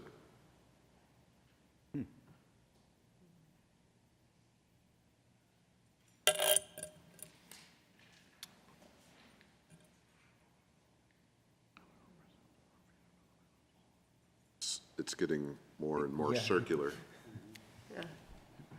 Well, that would also make me nervous, of course, that we could touch any portion of the endowment corpus over $125,000, which is to say if someone else makes a $500,000 contribution to the endowment corpus. But that could be part of that. Right, well, I guess agreement. theoretically that's outlined, yeah, right. But I think we've probably taken care of it with the two amendments you proposed. Oh, well, yeah, so the last sentence then sort of reverses even what I just read. Yeah. Right, So the endowment corpus, which will be held in perpetuity and invested, fund distributions may include, but are not limited to, interest, dividends, market appreciation gains, and portions of that whole corpus, right. except for the 125, but given the amendment that's on the floor. The way I would read it, Okay. I think. Yeah. Mr. Lubin, does that make sense to you? Yeah, because Mr. that's, Henderson. thank you. That's just, I mean, under that title, Fund Administration, it's just kind of giving the possibilities. I guess it's not necessarily the limitations, Restrictions. Right. which we see in the guidelines. Other comments or questions on the motion to amend? Hearing none, Mrs. Frank, on the motion to amend? Ms. Mealy? Yes, Mr. Noviello? Yes. Mr. Henderson? Yes. Mrs. Katz? Yes. Mr. Slaughter? Yes. Mr. Allison? Yes. Dr. Williamson? Yes, and I think then we've captured, in that way, Mr. Mayor, correct, Mr. Portman's intention. All right. That's all we're trying to do at this point, not change his intention in any particular way. We just want to make sure that we capture it for posterity's sake. Any additional comments or questions on the resolution to approve this agreement? Hearing none, Mrs. Frank, on the resolution as amended, or on the resolution with approving the amended agreement. Ms. Mealy? yes. Mr. Noviello? Yes. Mr. Henderson? Yes. Mrs. Katz? Yes. Mr. Slaughter? Yes. Mr. Allison? Yes. Dr. Williamson? Yes. Are we done now? Yes, that was the final vote. Just from a process standpoint, how will we make sure that who will be in charge of amending the agreement before signature? Okay. I didn't know if you were in the ownership of the original document. Okay. Well, and now we've completed the easy part of our evening. Wait, Jonathan, that's the last thing on the agenda. Oh, it is the last thing on the agenda. Motion to adjourn? So moved. I hear no second, so I'm going to move to the next item on the agenda. Oh, wait a second. Too late. We have to have as many meetings as it takes if we adjourn now, before the end of the year. So I'm going to move to the next item on the agenda, an ordinance adopting various operating budgets. Mrs. Frank, in short form, please. Are we switching back? Yeah. An ordinance adopting various operating budgets for the city of Williamsport, including the general fund, utility fund, WBT capital projects fund, liquid fuels fund, city hall operating fund, WBT planning, unemployment compensation fund, debt service fund, trade and transit center, Act 13 fund, and pool repairs capital fund. Thank you. Is there a motion to approve this ordinance in final reading? So moved. Second. Hearing a motion and a second. Mr. Nichols, how are you this evening? Fine, thank you. And good evening to you and Vice President Allison, members of council. This ordinance on second reading adopts 12 different operating budgets for the city of Williamsport and makes the required appropriations for each budget for calendar year 2019. As you know, each budget was reviewed by line item at 2 review sessions and was approved on first reading a week ago at the city council meeting. Based on comments and suggestions that were offered at the last council meeting, as well as discussion and comments made at the last finance committee meeting, which was earlier this week, we are suggesting certain amendments to improve the fund balance in the 2019 budget. In summary, the three amendments that we would like to suggest to council are as follows. One is to reduce the insurance commercial policies account number 2320-74040 on page 23 by $50,000. And this came after a lot of review and discussion, not only by the Finance Committee with the certain individuals from the new broker as well as our insurance consultant. They've been working very hard to wrap up all the policies for the next calendar year. And since last Tuesday, they've been working diligently to come up with a number that would represent savings for next year. So at this time, through a discussion with them today, they said that they would be able to at least secure $50,000 in savings for that particular line item for the 2019 calendar year. So again, we would offer that as a reduction in expenses, and then obviously that would fall to the bottom line in terms of an additional amount. The other thing that we would like to suggest is related to planning expense, account 2310-79560, page 22. By $25,000, there was a little discussion about consultant services, and after a discussion with Lycoming College and RVT, we decided that the college and ourselves are going to provide those services internally to save some dollars. We feel we can do that and thereby provide that reduction in that line item of $25,000. Also, because of the budget structure for next year and not having to incur layoffs as anticipated, that line item unemployment compensation, account number 78170 on page 1, as we're suggesting a reduction of $10,000, and again, that would fall to the bottom line.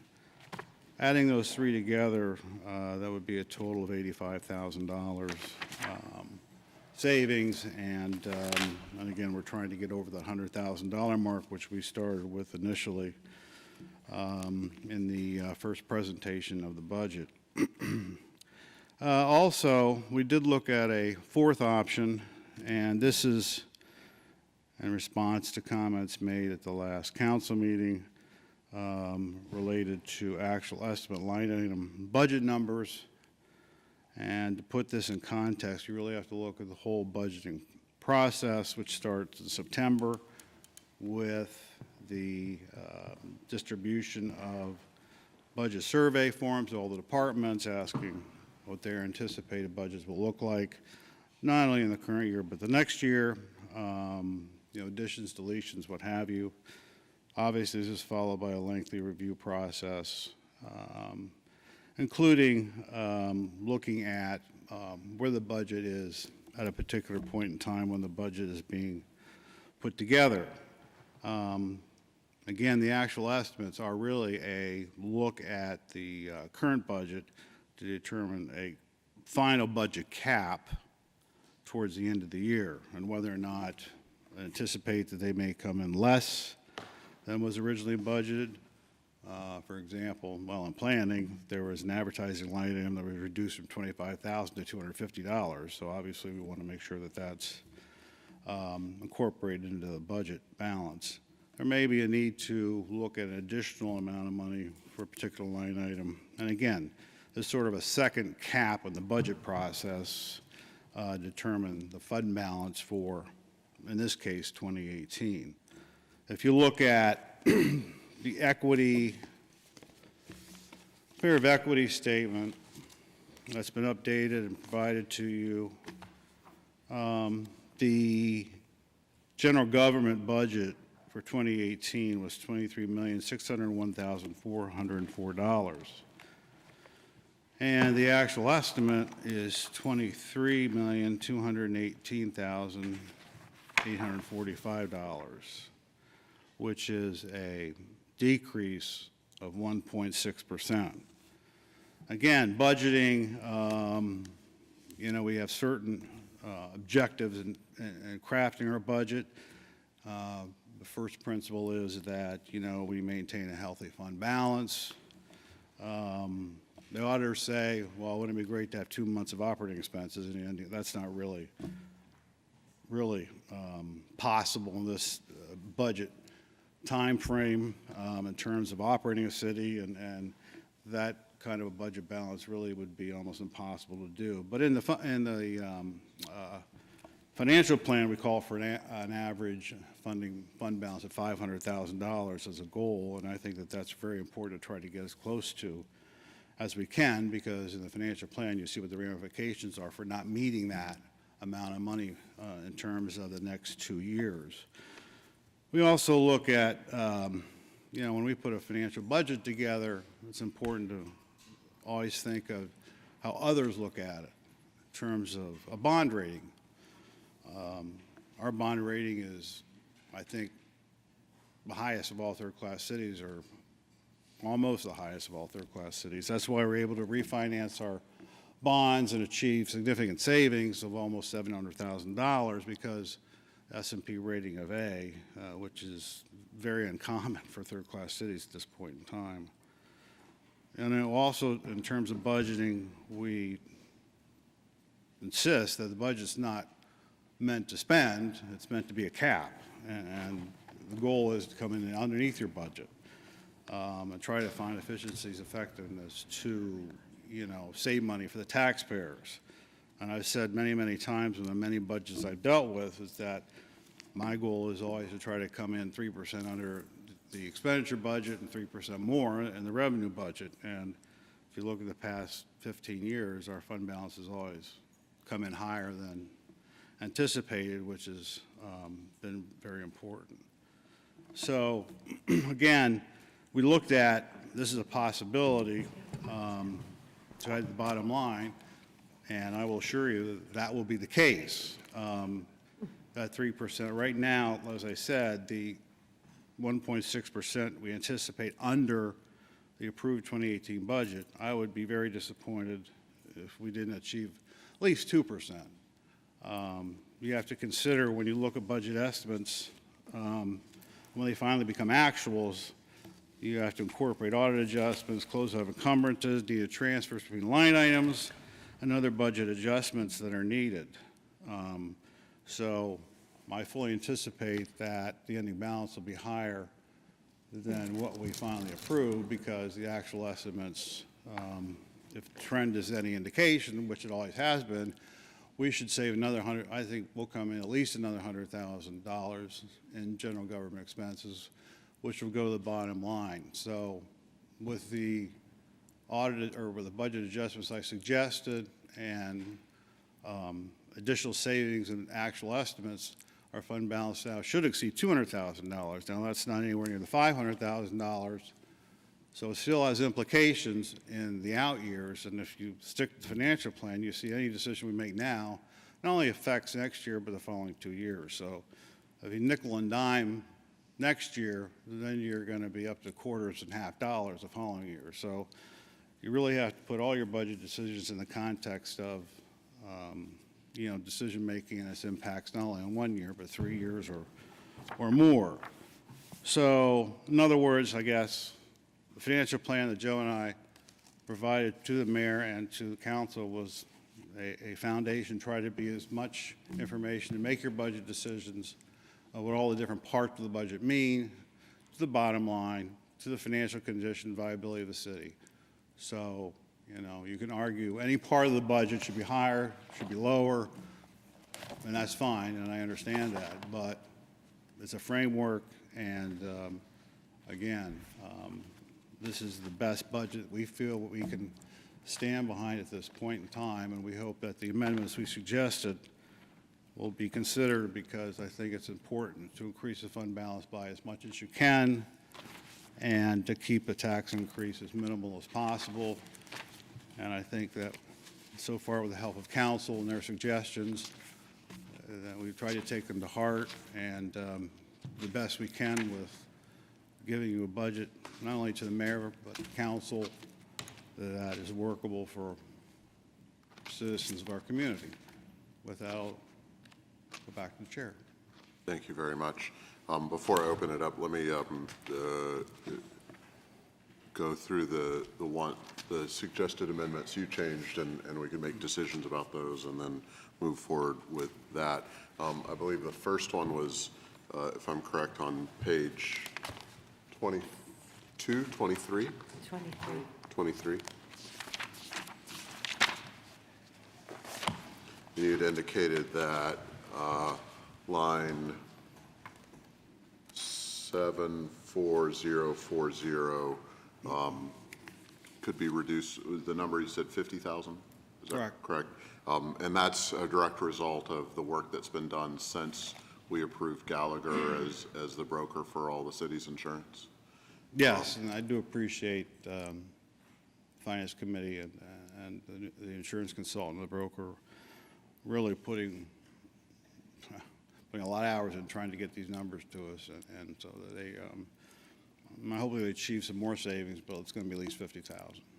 Well, and you know, to have put on all the work that the Finance Committee did over the course of the last 3 months or so, not to mention the work that the administration and council did over the last 2 or 3 years to get us to that point, and to realize immediately what looks like $50,000 in savings is a good move. So with the recommendation of the administration, I'll just propose that as a motion to reduce 74040 by $50,000. Is there a second? Second.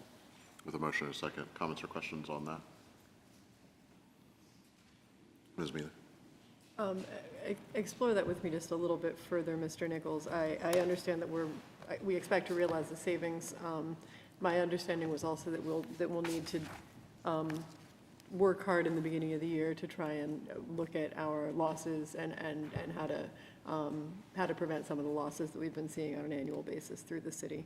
I guess what I would be looking for, and you don't need to necessarily answer it right now, but just to put that out there, is for the administration and our insurance consultant to give us a plan of action on that by the beginning of January, so that we can really get moving on it as quickly as possible and make sure that we meet those goals that the carrier, I think, has set for us with this rate.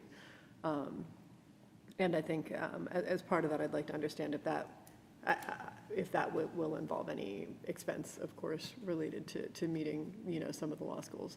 Because I think they're important, and I think in the long run, they will bear even further financial fruit in the form of insurance savings for the city. But we need to make sure that we get on board with those items as quickly as possible, so that we can see those effects ideally in next year's budget. That 50,000 does consider money set aside for risk assessment and work, as we talked about, as well as costs associated with the broker of record. And so those are That's a very conservative actual estimate savings of our net of all savings. that. Good. I'm sorry, what did you say last? I said that it's a conservative estimate of our savings on the insurance, is my understanding. Correct? The 50,000? That is, yeah. Right. That's an actual number. I mean, net of those additional expenses. That's Fantastic. but- Well, that's excellent. That's thrilling to hear. Yes. Sometimes your hard work actually does pay off. So- Rarely. But yes, no, that was a good day. Absolutely. Any additional comments on the amendment? Mrs. Frank, on the amendment to page 23. Ms. Mealy? Yes. Mr. Noviello? Yes. Mr. Henderson? Yes. Mrs. Katz?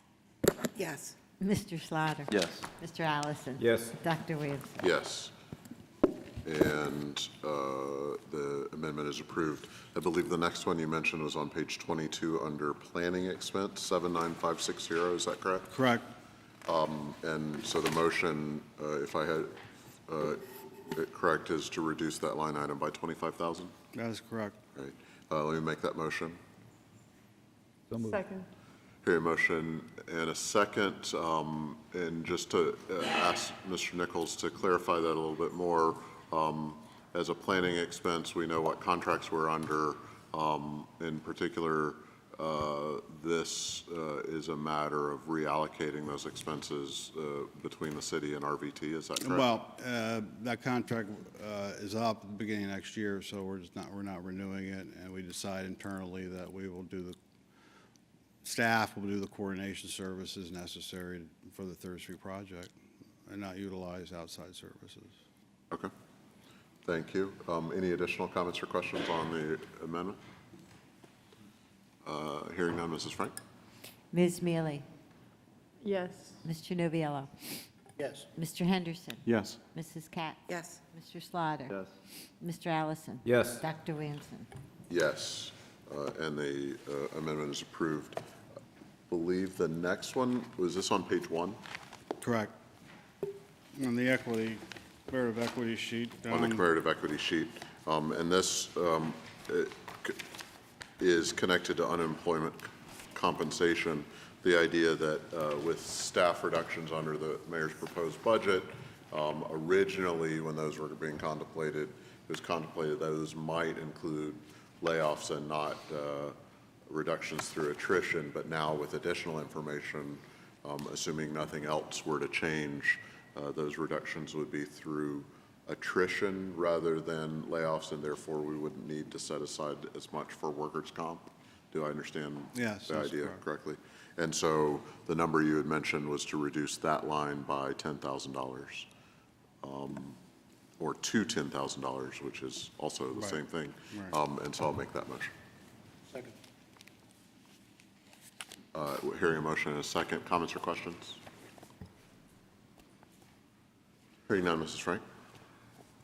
Ms. Mealy? Yes. Mr. Noviello? Yes. Mr. Henderson? Yes. Mrs. Katz? Yes. Mr. Slaughter? Yes. Mr. Allison? Yes. Dr. Williamson? Yes, and that is approved. One that I had found is connected to page 9.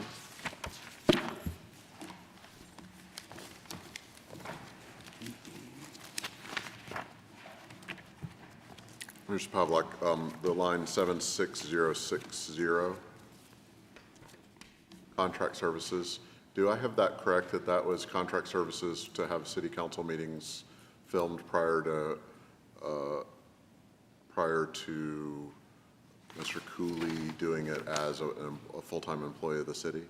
And so we didn't expend those funds after he became an employee of the city, and there's no intention in the future? Okay. Chris? Good luck, Chris. Does anyone know anything different about Mr. Cooley's employment status? Right. So I think while we didn't save that, spend that money this year, we know at this point that we won't be spending it next year, so we might as well take it out of the budget.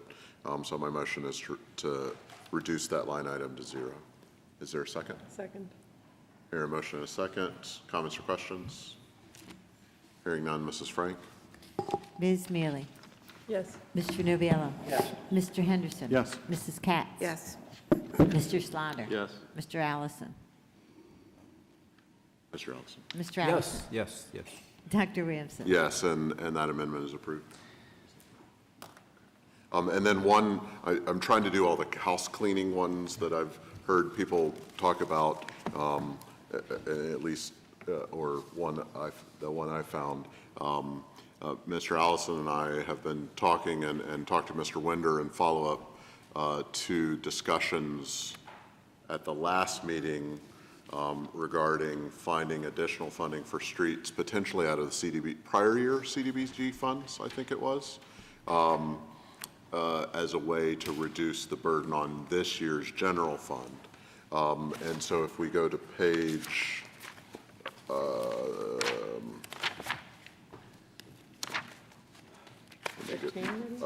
page 17, our street resurfacing reconstruction budget. As Mr. Winder explained to us very well last week, we have some particular goals in mind for the coming year in terms of known projects that if we have adequate funding available, we can make large amounts of progress in cooperation with the projects that are happening under the supervision of PennDOT and under the supervision of our utility partners. And so we needed to make sure that we had adequate resources available for street reconstruction to be able to take advantage, really leverage funding in both, in conjunction with both of those partners. And so made a compelling argument for us to not reduce those expenditures. But in the meantime, then, I believe he went out and made sure that we could get the funding in some other ways by talking to Mrs. Young. Hopefully, Mrs. Young is also nodding her head. And since neither of them are shaking their head, I think he had indicated that we might be able to find some savings to help build up the bottom line a little bit there. He's indicated to Mr. Allison and I one number. We're going to ask him to give up a smaller number than what he was even comfortable with, which then gives him more flexibility if cost estimates change, et cetera. And so I'll ask both of them to speak to this motion, but let me go ahead and start with the motion of reducing street reconstruction 76072 by $25,000. With the, and I make that motion with the, unless they disagree with my following statement, it sounds like it would not actually reduce in any way the amount that we're able to invest in the streets next year. Instead, it'll just be funded differently. So he's saying correct. Mrs. Young, are you okay with that as well? Okay, thank you. So I make that motion, reduce that line by $25,000. Second. With a motion and a second, comments or questions? Hearing none, Mrs. Frank? Ms. Mealy? Yes. Mr. Noviello? Yes. Mr. Henderson? Yes. Mrs. Katz? Yes. Mr. Slaughter? Yes. Mr. Allison? Yes. Dr. Williamson? Yes, and that amendment is approved. Mr. Pavlik, before I open it up, could you flip back to number 1, or page 1 for me? Just, I didn't do the math. 125 is the bottom line at this point. So we're beginning to move in the right direction. We may have further to go tonight, but I wanted to do some of those housekeeping amendments before I opened it up. Are there additional comments or questions?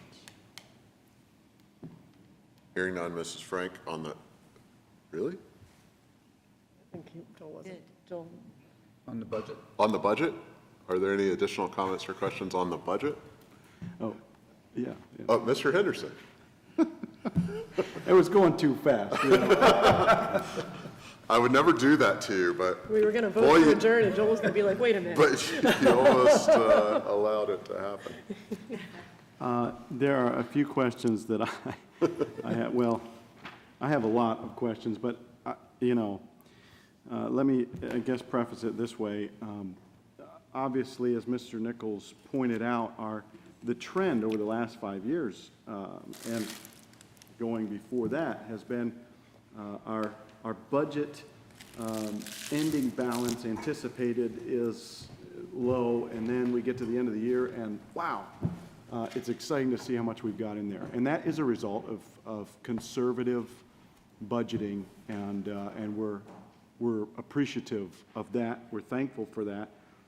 Just to look at it, 2014, we thought we'd be at 180, but it ended up to be 1.4 million. Great, okay, in 2015, 288,000 we thought. It ended up to, again, be 1.4 million.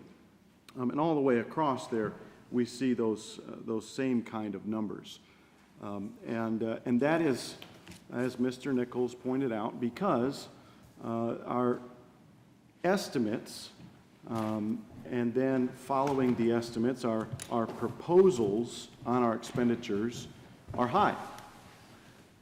higher than what they actually are, but that saves us. That, reserves those funds so that they can't be spent somewhere else.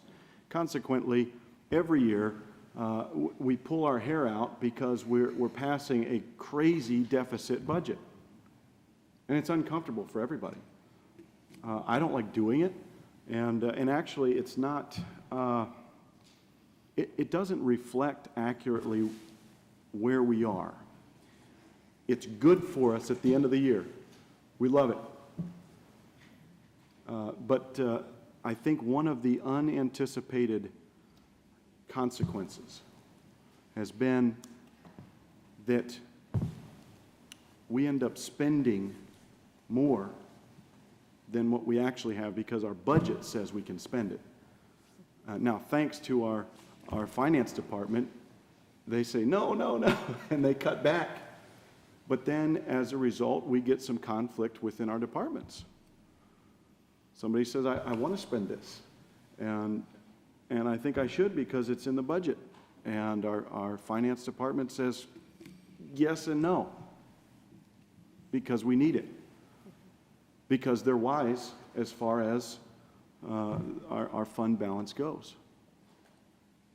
It's a game, I think, that we're playing. It's a game that we're playing. And it's with good intentions. This year, something changed, though. In the years past, we have underestimated our income. This year, the proposal overestimated our income. And that changed everything. And so we were playing half the game this year. Until last week, when we cut back and cut back and cut back with our income estimates, which took us way down, way down. We had to do it, because you can't play half the game. You're either going to play it through the whole budget, or you're not going to play it at all.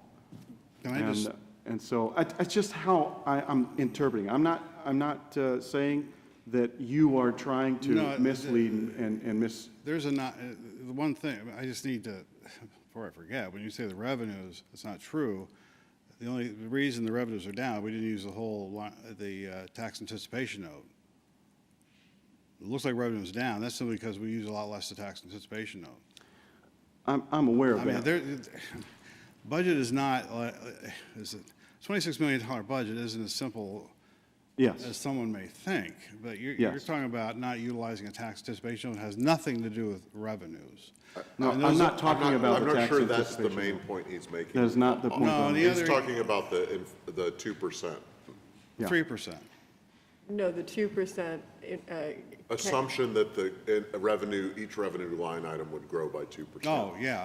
I think that's different. That's what I'm talking about. Well, that's because different. I think you misinterpreted. Yeah. Well, I understand what That's you're all I'm saying. You're absolutely right.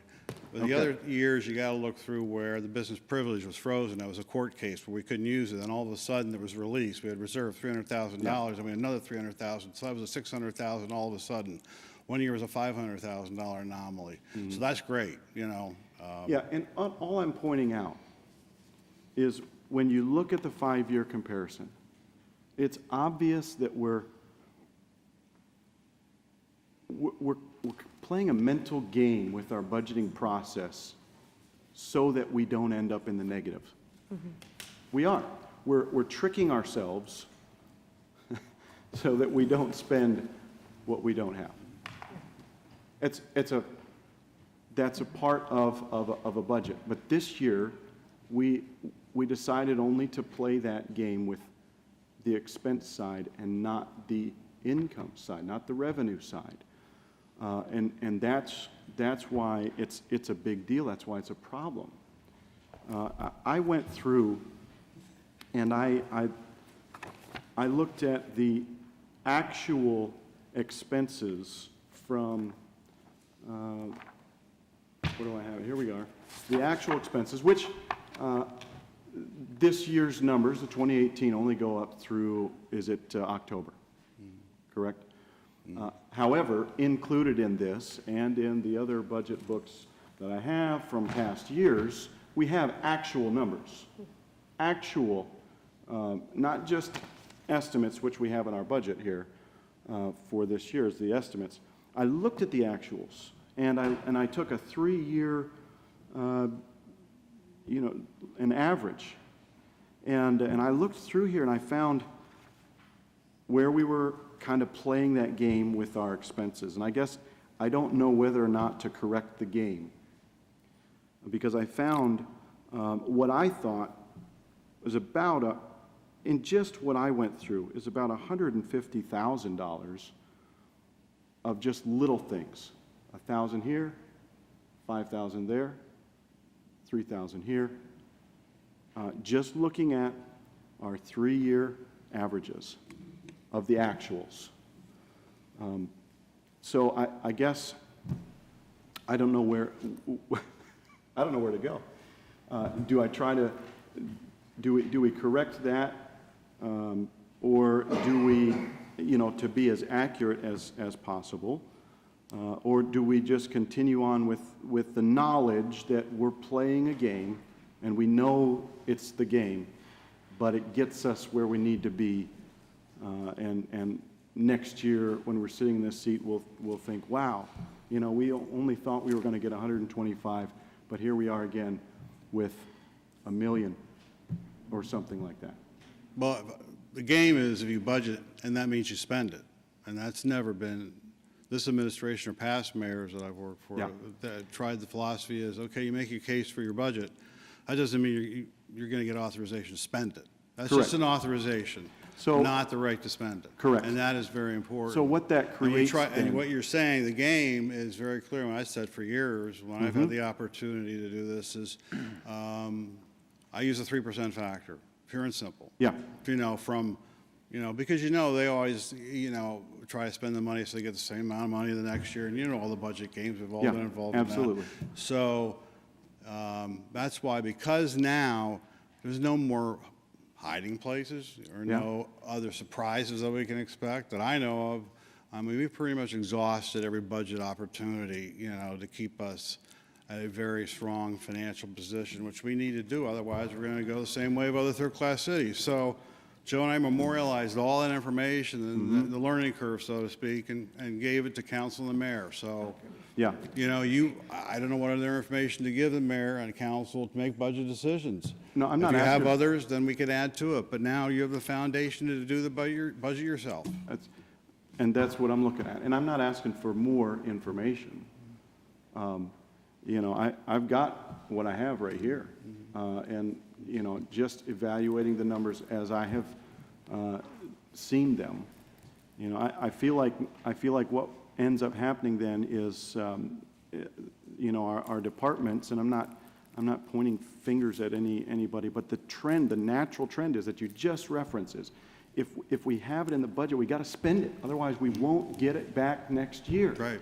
Well, that encourages wasteful spending. No. Unless it's unauthorized, as it comes to you. And when that happens, when somebody wants to spend and the finance department says no, then you've got conflict going on within the city as well. And that's, right now, if you look at the financial plan, 87% of the budget now, which I think is too high, is wages and benefits. Only 13% for everything else. Yeah. So to try to get a balanced budget, the mayor asked every department to try to 5% in their budget to cut. And I did the math other on that. expenses. And we looked and looked and looked and looked, and they couldn't do it. Yeah, exactly. They I could did the not math on do it. that, So, and we didn't achieve that. I think we're right where I don't see how you can cut any more in that 13% without jeopardizing, really, now we're not paving any streets, now we're not buying any equipment, now we're not buying any turnout gear, we're not doing anything we need to do, so. What would happen is it would potentially cause more difficulty within the departments to run as, quote, smoothly as they have been doing before, because there's not as much leeway with each of these fund balances. But on the flip side of that, we're asking every taxpayer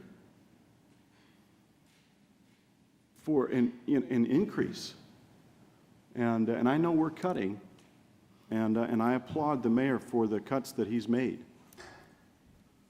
But I'm wondering if we can squeeze a little bit, drop it to the bottom line, and then ask our department heads, come to us for a transfer.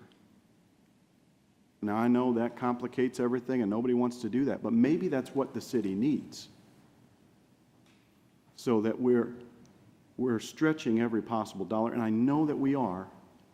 Again, I'm not accusing any department head, but I think we all need to feel the pressure here, and maybe that's one way to do it.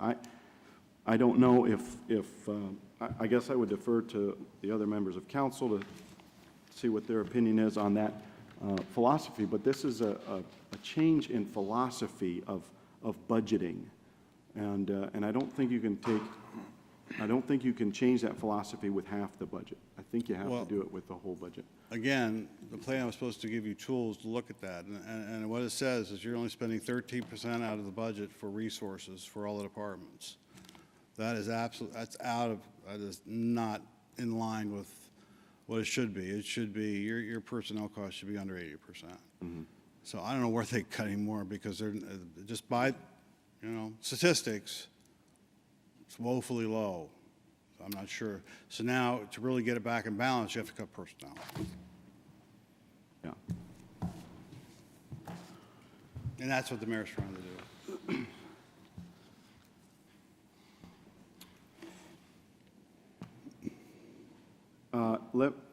Just to look at a number here, let's look at page 23, if you don't mind.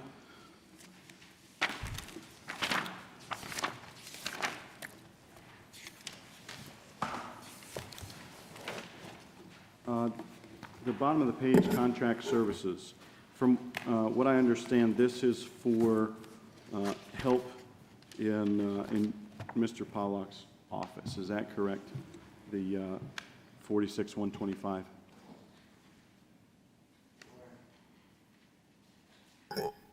Yes. And looking at the actuals as of October, and I understand things change in the last 2 months, but I'm not sure in this particular line things have changed.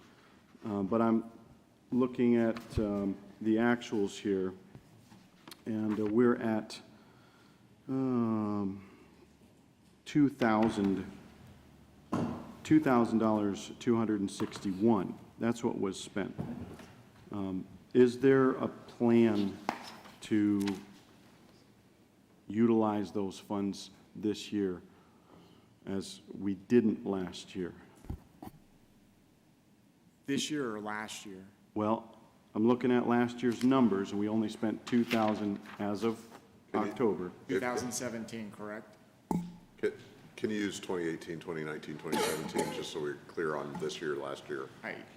You're working with multiple, yeah. Right. I'm just looking at this year. 2018. 2018. The year-to-date, I'm sorry, is $2,261. Is that correct? Correct. Okay. We have recently put a full-time position in through a staffing agency as we determine the course of action we're going to go in the future. Earlier on in the year, we were using a position in a part-time capacity here through River Valley Transit. Those services for the first half of the year will be invoiced at the end of this year and are therefore not reflected in the year-to-date numbers. Okay. So in this year, we have utilized more than that. More than the 3,000 that's showing or the 2,000, I forget exactly the number you were looking at, but correct, yes, we have. Okay. And will through the balance of the year. Okay.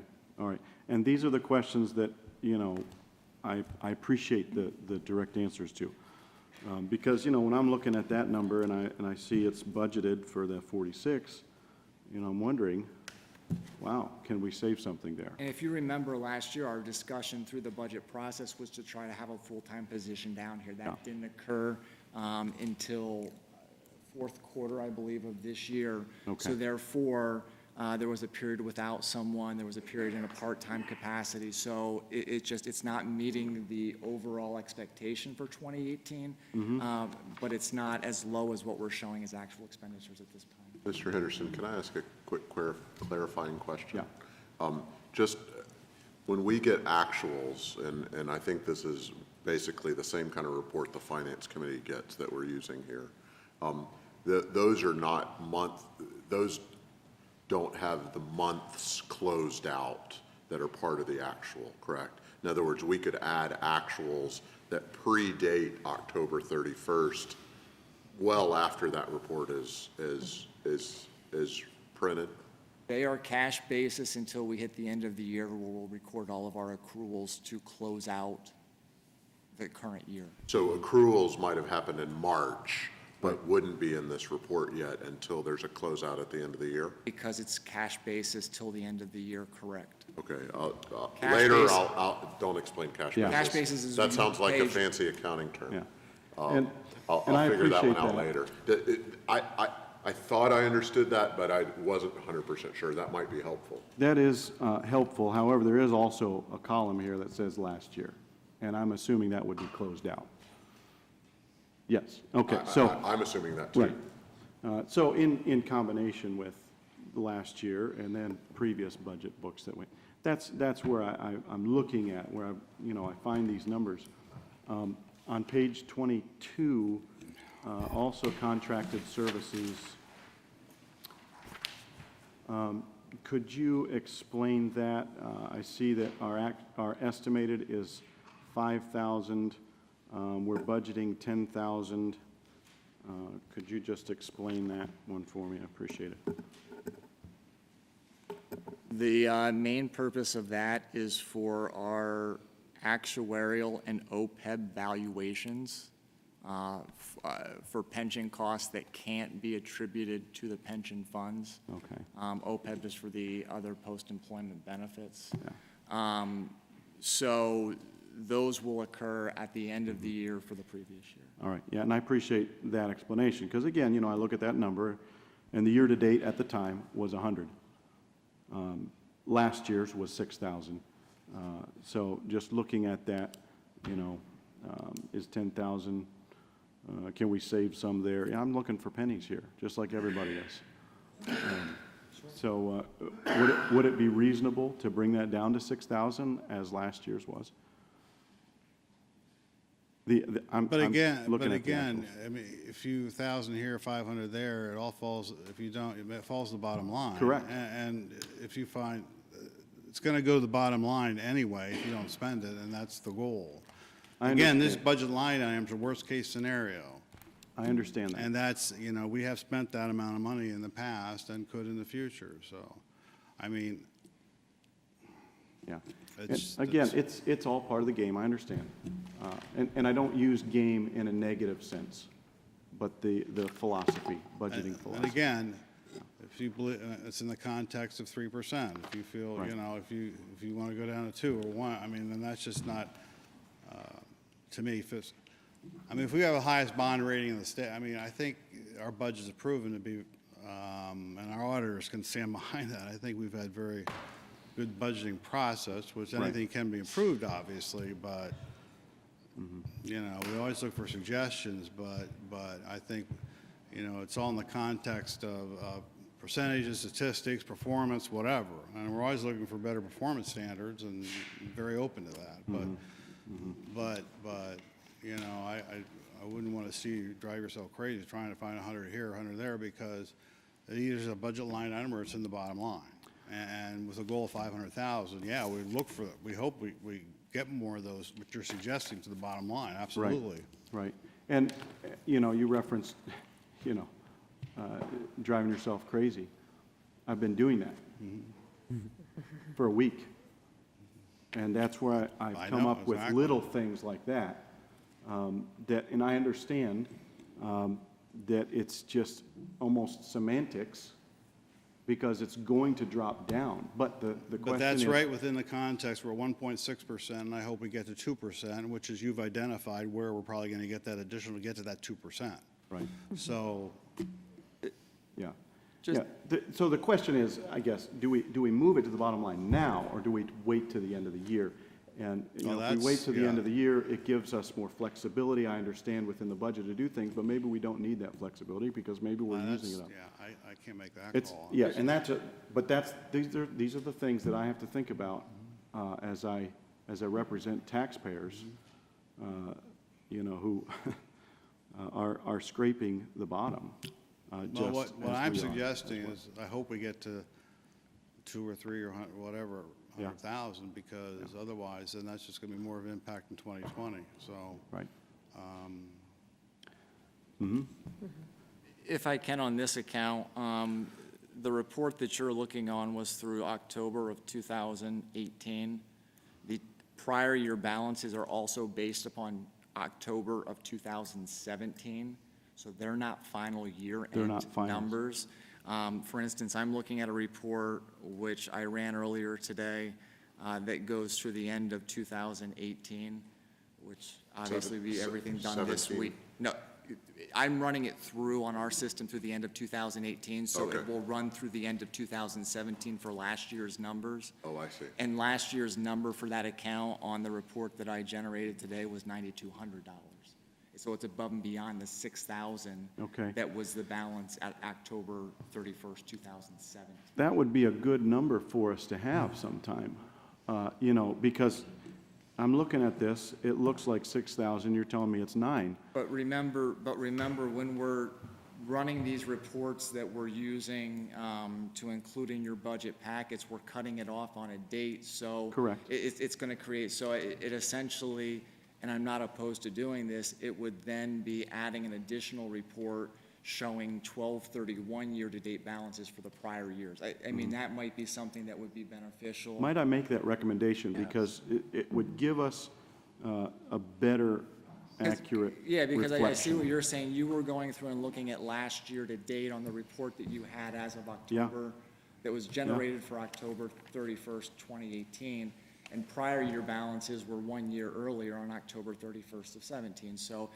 I think there was a miscommunication on what was included in the prior year balances, and that's probably generating some of the confusion. So I don't disagree with Yeah.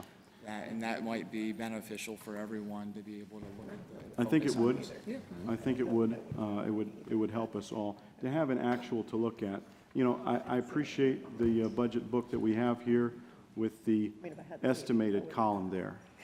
But it is an estimation, and without an actual, it's just hard to know if No, and there's I agree. flexibility. I mean, when we do our actuals, we run the actual year-to-date as of a specific date and then estimate for a 5-year period the average of those 2 months or 3 months, whatever's balanced. Yeah. To find out, and then what we know and expect to occur through the report date and the end of the year, so.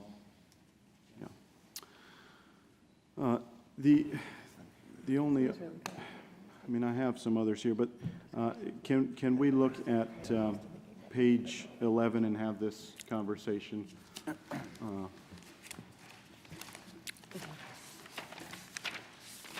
At the end of the last budget session, I brought up the topic of the HR policy manuals, and you know, obviously our desire is to get that in place and to get it done.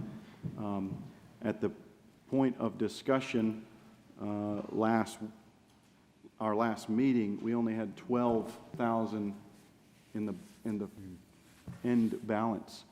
And so this was a consideration for me. Do we cut back this year and say, let's wait on these manuals until we're somehow in a better position? I don't know. I don't know. And Could one you thing, and as a reminder, one of the things we were waiting for this evening was Yes. for Megan to be able to explain not how this intersected with also some other discussions we had about the review of, legal review of labor issues. Right. And those two things both have budgetary implications. That was We my weren't quite question. clear, yeah. That was my question. Since we have Megan here tonight, could you explain, help us to know the breakdown? As I understand, even though this is not in your budget, this is for projects that you'll be overseeing, or at least in part. The 20,000 under other professional services, there on page 11. Yeah, so the purpose of this was to expand the scope of work for McCormick's Law and to have them work with our liability insurance consultant in providing additional legal oversight, as well as representing the city on labor relations, arbitrations, and litigation matters. And in 2019, there's going to be in 2019, there's going to be negotiations which are estimated to be lengthy and very time consuming, so it's factoring in some of that additional time spent on that, as well as reviewing, revising, and developing citywide employment policies and practices. So I'm assuming it'd be hard to delineate how much for each of those projects. This is just kind of a placeholder until, these projects come to us and we kind of use it up as we go.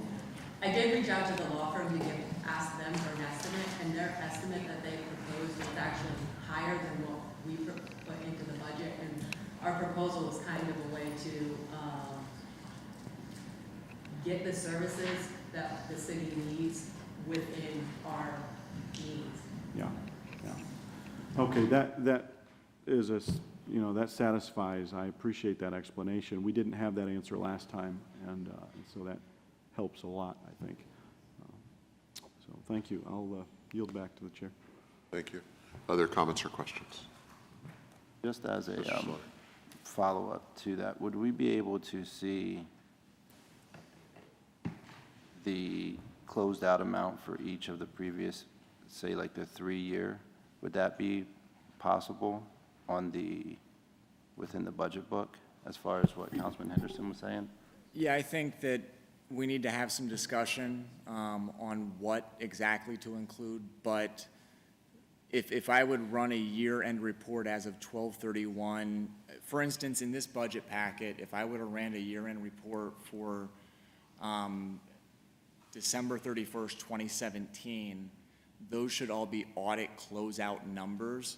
I think from a clarification standpoint, if you just look quickly at the year-to-date report that we put in there, there's an actual amount, which is a month amount. The second column is a year-to-date. Maybe if I would put over top of those 12/31/2017. So we all knew what, because I know what they are, but someone looking at them just on a regular basis may not necessarily. No, I wouldn't have an issue providing that for multiple periods. Yeah, I just think it would be easier, because I did the same thing that Councilman Henderson did when I looked, and it's kind of what I was alluding to last week, was that when we look at a page, it would be so much easier for us to make decisions if we could kind of see that 3-year trend, and then look at the year-to-date through October, end of October, look at the estimate, and then the 2019 proposed number. I just think that would give us a clearer picture to base our decisions, because I did the same thing. I just assumed that last year amount was the closed out amount. I didn't realize that it was through October. And the entire time I've been assuming that. So that's just, another inaccurate. The other suggestion that I think it would give us a clearer picture as well is that looking through all of this, which I've done many times, obviously, as we all have, I don't see a WBT or RVT section. Would it be possible to get an expenditure for that section as well, for that city department? It's the only city department I'm not seeing an expenditure for. Yeah, I think that I've always expected the focus to be mainly on the general fund side, so we really haven't. But again, the requests are, make your request, we'll let you know if we can or can't accommodate those items. And I mean, from this standpoint, in a year we'll be looking at this, we're requesting information, and we're agreeing to put additional information in. If there's information that I don't put in next year, please reach out. We'll be more than happy to add in what we can. Right. I would just think it would be along the same lines as what we do for every other department, to do the same thing within the RVT department, just so we can see the expenditures. There are some local dollars used by RVT. It's a report we could generate, I believe. I don't believe that there'd be an issue with that. Okay. I mean, it would just help, Similar I to think. what you received on the general. Right, yeah. It might be easier to give you the 630 report because we're on a fiscal year with the federal and state government. So, and that breaks down by line item. A single audit doesn't give you that much give you that detail, but I got to look at just what's available. But fiscal year, definitely. Yeah, I just, agreeing with Councilman Henderson that the more information we have here within the budget booklet to base our decisions off of and reduce or increase, I mean, we're asking it of every other department. I would imagine that we should ask it of every single department and base our decisions off of accurate numbers and not trying to guess what was the year end or what's the current year to date, what was last year's year to date. Just so that we have that information, it would be a lot easier, in my humble opinion. Back to the chair. Thank you. Ms. Mealy. It would be my suggestion, and this is not exclusively a tree-hugging position, that if we're looking to receive further financial information with the budget next year, which I think would be exceptionally helpful, but for the purposes of my storage capacity at my apartment, as well as my ability to differentiate what I've received one year over the other, if we could attempt to receive a lot of that information electronically, it would be really helpful. Easier to file, probably easier to review in a number of ways. That'll help with my paper savings for my 10% reduction. Exactly. I was gonna say, and then I'm going to save Joe that 10% right up front. I have to say that especially where the budget's concerned, I would probably prefer to receive as much electronically as possible. In terms of replacing pages and things like that, it would be much easier just to receive a revised copy at the end of every budget session and following every budget session and go from there with a date and time on it. But that's anyway. Joe, sorry, did you want to say something about that? Okay. We're working on updating the financial package, so our financial system, so hopefully that's something we can consistently digitally electronically, produce reports versus scanning in and not having readable forms and stuff. So we'll look to accommodate the best that we can. Okay, that would be great. I would agree that the most transparent numbers, and to the extent that we can, even if we can self-select, like an Excel file, that you can sort it by X, Y, or Z, end of 2017 versus, Yeah, well, I can't use Excel anyway, Joe, so I was just throwing that out there because most people know what that means. But anyway, if it were a searchable document or a customizable document, it might be better. Can I say one further thing, Randy, before? Okay. The only other point I was going to make is that I feel as though a comment to Mr. Henderson's initial commentary on the doomsday budgeteering that we do every year is that you begin to feel like a real jerk at some point, I think, when you sit up here every year and say, oh, the sky is falling, and we're going to be totally screwed this year, really. and it's not that the budget doesn't get tighter every year, because it does. But I think I would agree with you, Joel, that as much as we can, we need to try to get real numbers so that we know when to freak out and when to just and how to tighten the belts, we need part of the freaking out at the end of the year, followed by a huge sigh of relief when we get the audit in September, is that we drag all of our constituents along with us. We make ourselves look unprofessional and desperate, and we make and every year when we heave that huge sigh of relief, we make it look as though we've raised taxes or cut services for naught. And I don't think that we're doing anyone any favors there. So I don't know how we stop it, and I think it's a gradual process. But every year that I've been on council, we've engaged in this sort of back and forth, and I get all worked up and go home and tell all of my friends, and I'm sure that everyone else does that. And probably in the long run, it's not serving any of us well. So I look forward to maybe trying to curb that in the next couple of years. Before I hand it to Mr. Allison, one of the things I would love to be involved in, and maybe it's a conversation that is short as, yeah, that's not possible, but maybe a conversation that I could have with Mr. Cooley and Mr. Pavlak at some point in the next year about could we, how quickly might we realize paper savings in a way that would had no additional cost in the short run even, to go to almost exclusively electronic with back-end support is the real budget saving. So can we save on paper and copying enough to go to an electronic system for reviewing all kinds of documents, including the back-end support, so that in year one it might be cost neutral, in year two and beyond it would actually realize savings. So that's not for tonight, but a conversation I'd love to have with the both of you. Thank you, Mr. Allison. Are you speaking to devices for council members as well? Devices? I think more software. Oh, probably. yes, Yeah. potentially devices. Yeah. I was like, What vices are you council talking about? devices do you mean? Devices, yes. Devices, Yeah. which we got. Right. But, yeah, and maybe, there might be some kind of grant out there for that since we're, but to both these points, I think, and Mr. Henderson's and also Councilman Slaughter has mentioned, it might be helpful if we scheduled an extra work session. In case, this year we could have, in my opinion, we could have used an extra night,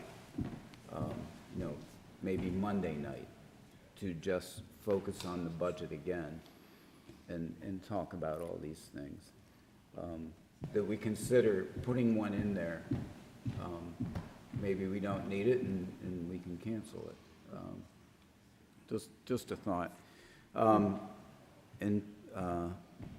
We're definitely in a digital transition time because everything's moving that way. And once the budget is formally presented to council, it's a public document available to the public. So I think concurrently with that, we need to have a downloadable form of the budget that we have for citizens who are so inclined to review it that way. And they can watch in real time and see what we're seeing and see the numbers. It's transparency. Sure. And it's the way the world's moving, so I would suggest we look at that as well. That's very true. I can see Mr. Cooley getting very excited about this project. You're really saying they keep cutting my budget and yet. I see also Mrs. Frank very excited about not all this, dealing with all this paper. Well, sure, I mean, there's plenty of work to be done to make sure that happens on top of that. I'm sorry, were you finished? Yes. Okay. Additional comments or questions then on the budget? Are we finished? Given the response last time, I'm being particularly slow.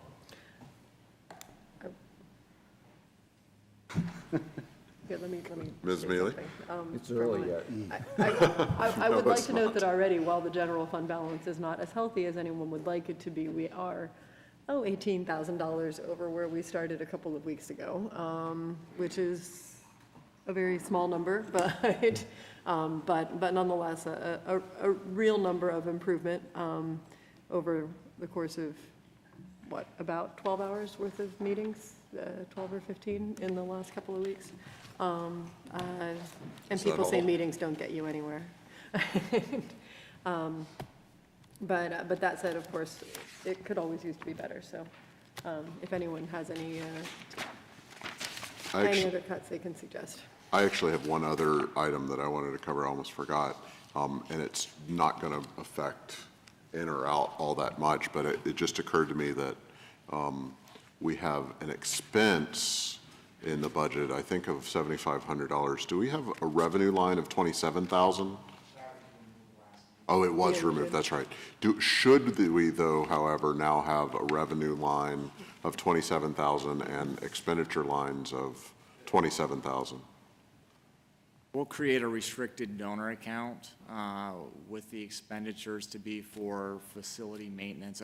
We'll create some sort of name or something related to the donor's intent where the funds will be utilized for that purpose. Okay, and will that show up in our budget book like the pool maintenance Those are the fund? funds that we spoke about at one of the budget work sessions where they're kept in an account or a budget that, not a budget, but a fund that's a multi-year fund. So we Right. don't annually budget funds for specific projects. But we did talk about making sure we at least had quarterly reviews Yeah, by and that's at what least we worked- finance. We yeah. worked, we agreed to put something together. Okay. I just wanted to make sure that, I followed up on that conversation now that we have the Portman agreement in place. We're fine on the general fund side. Okay, thank you for that. I also wanted to stall and make sure my colleagues didn't have any other comments, questions. Mr. Henderson? Can we talk about page 14, or I'm sorry, page 20? Page 20.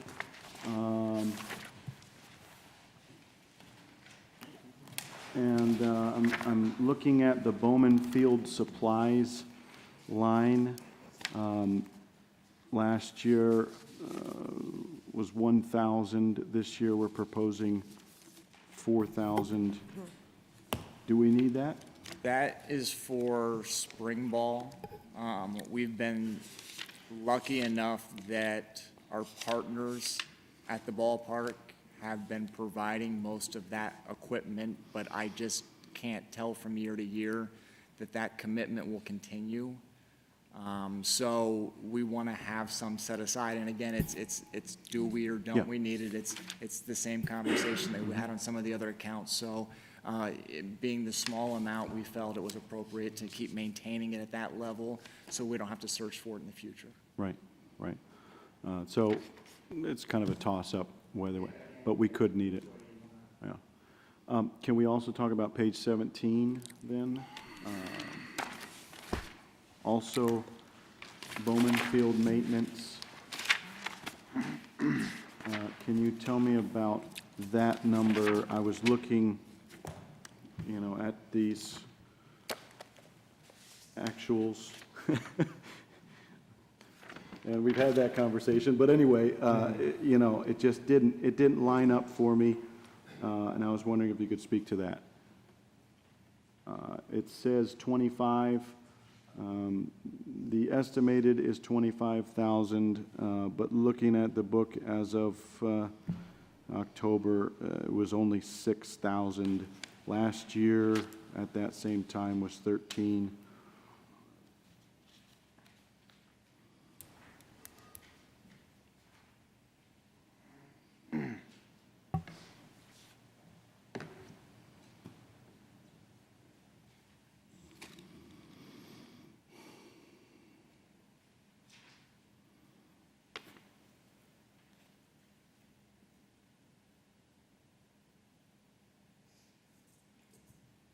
I'm going to have to check on this one. I honestly can't provide an answer right now.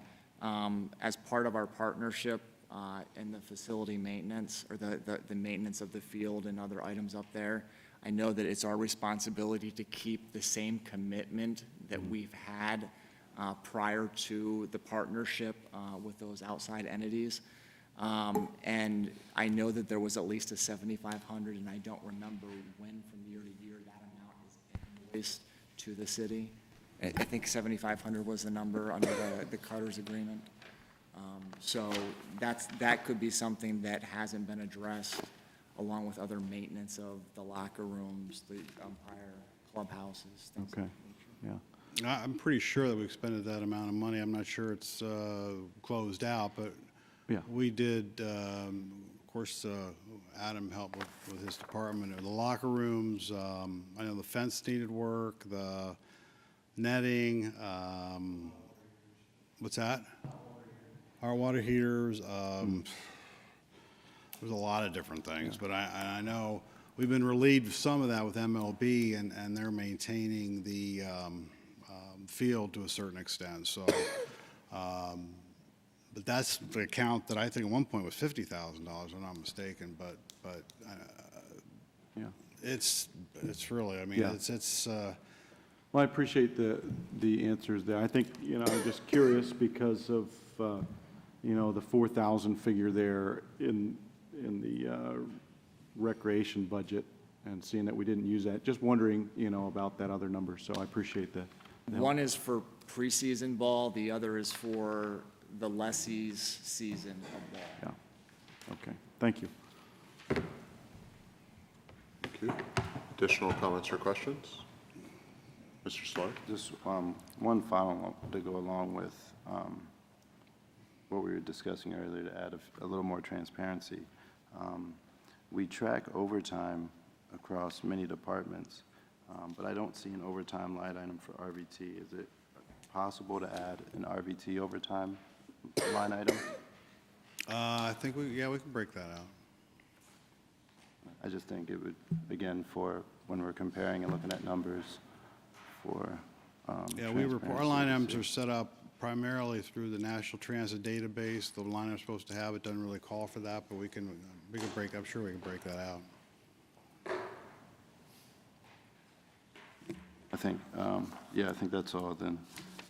I think it's, once we have that,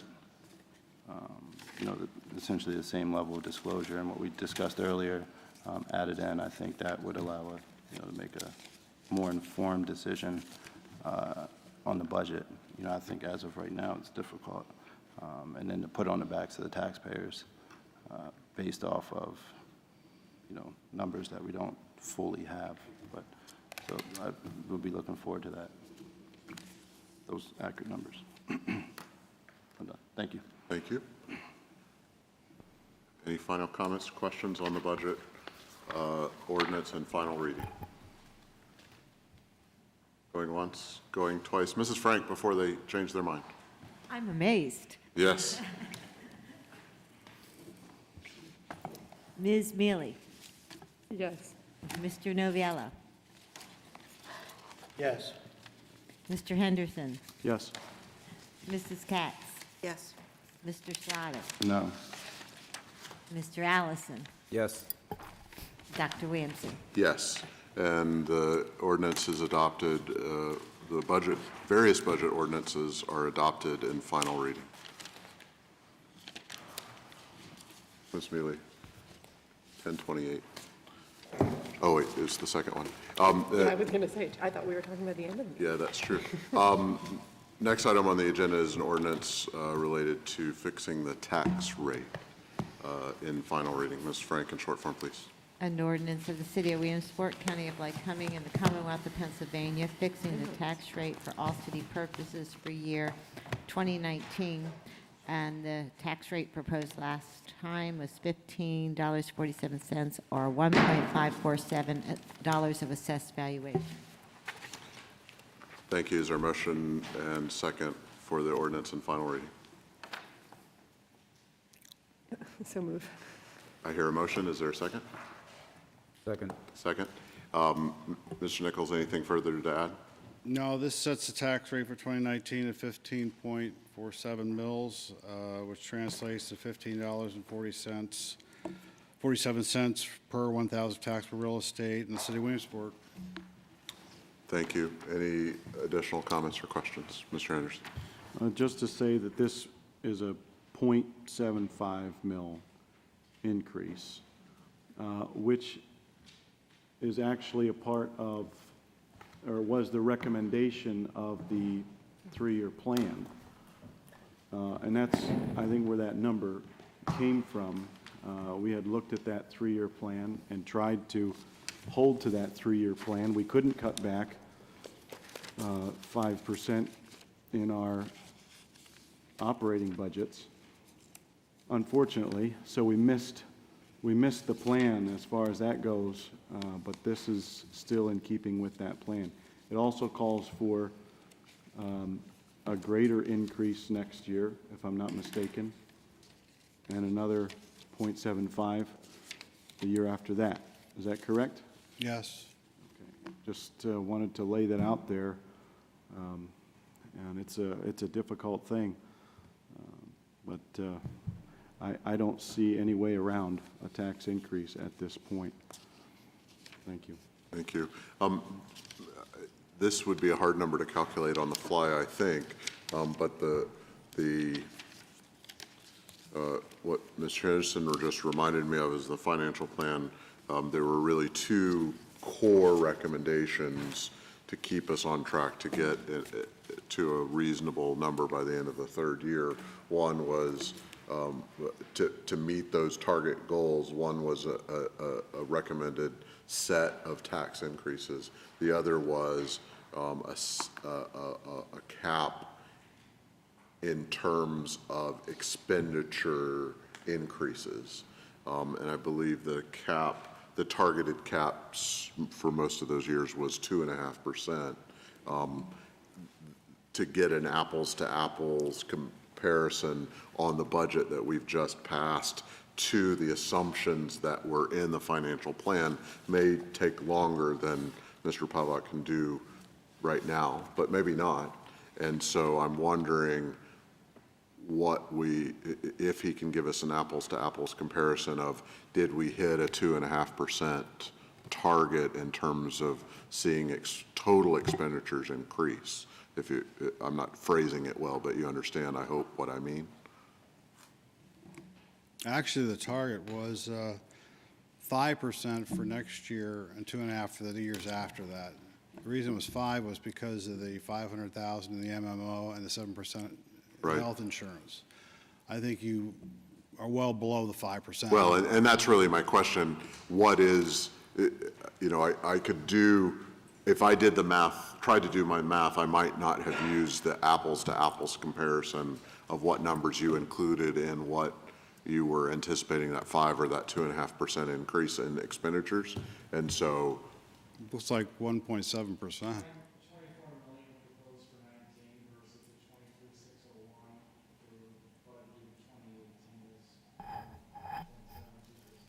So we've actually done better than the financial, not as good on the financial plan, maybe on the fund balance, right, and or the tax increase, but better than the financial plan in our first attempt on the expenditure side.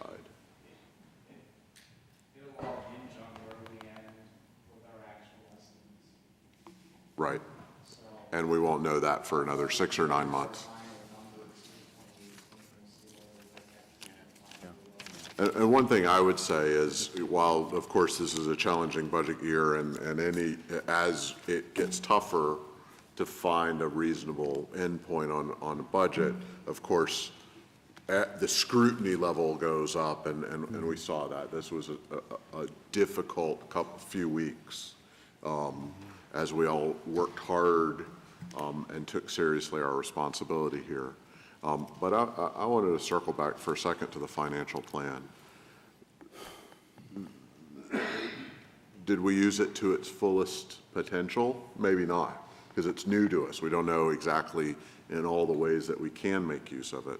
But I know it was useful, and I think my colleagues would agree it was very useful. It helped to reframe the conversation in a way that I hope ends up being sustainable, not just in the 3 years anticipated, but now we have learned something and we can use the next one better that will extend 3 more years out, and then 3 more years out, so that it over the long run will help us to constrain even further by giving us additional information and helping us to understand what our decisions today mean for down the road. And so I'm very thankful to both of you for putting that together and helping us in that way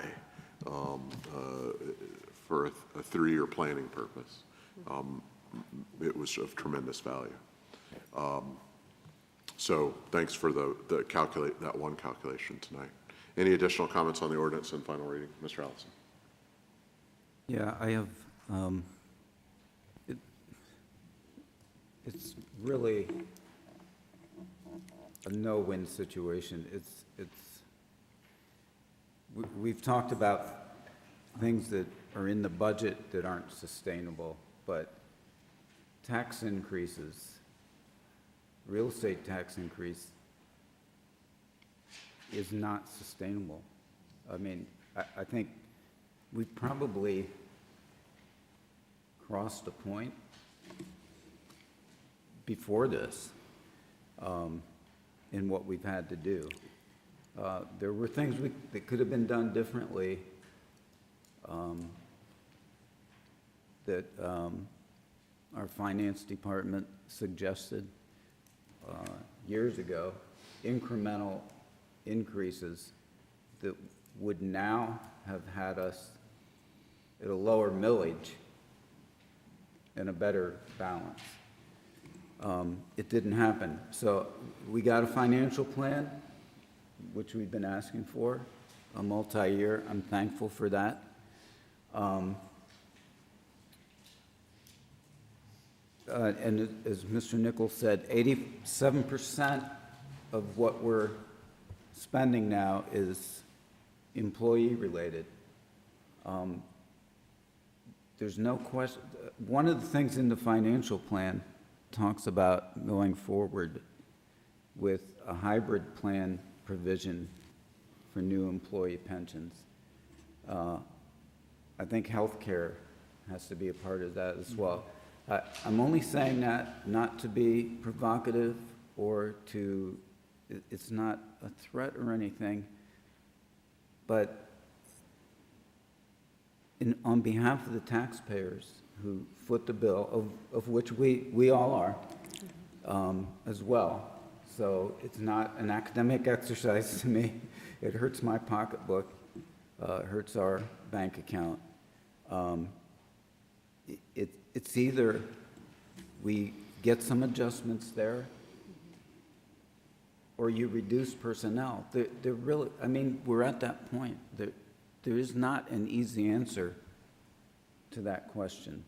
We either find some relief there to reduce that 87% down to what it is in other situations, you know, the average, or we've got to find a way to do that. We don't have a point, at least for myself, going forward. That's where I'm going to approach the budget. I think we need something I picked up in RVT's, the handout we got, the service highlights. It was on page 9. In 2018, RVT completed a draft 2020 to 24 for a strategic plan. This is the first financial plan we've gotten. We need a strategic plan. We need a marketing plan. We're way behind the curve as far as being effective and being able to grow in some of these areas that we want. And you might say, well, the old saying is true. Fail to plan, you can plan to fail. And sometimes we feel like we're beating our heads against the wall. We need these things planned out. We need a vision for, RVT has a 4-year vision planned out. RVT's very successful in expanding regionally. The two go hand in hand, and we need these things. So I think these are things that can't wait till next year at budget session. January of 2019, we need to be addressing all of this and coming up with plans to move forward on all these fronts. If we don't do that, we're going to be at the same point at the end of 2019, except probably in a worse financial position. That's all I got to say. And I would like to agree first with everything Mr. Allison said, and then add one particular component to it, and talking about the choice of the 80, given we're at 87% personnel costs, and therefore there's nothing left to cut in the other 13%. And we're faced either with trying to find savings through hybrid pension plans or through contributions or changing the structure of health plans. Personally, my preference would be to do that in partnership with the city's employees and with the unions, sitting down together to figure out what can work for everybody, what is in the best interest of everybody, the taxpayer, the employee, the family, with a family that they're trying to support and make sure has health care and has a future. Sitting down and working on what works together can be a lot more productive and end up being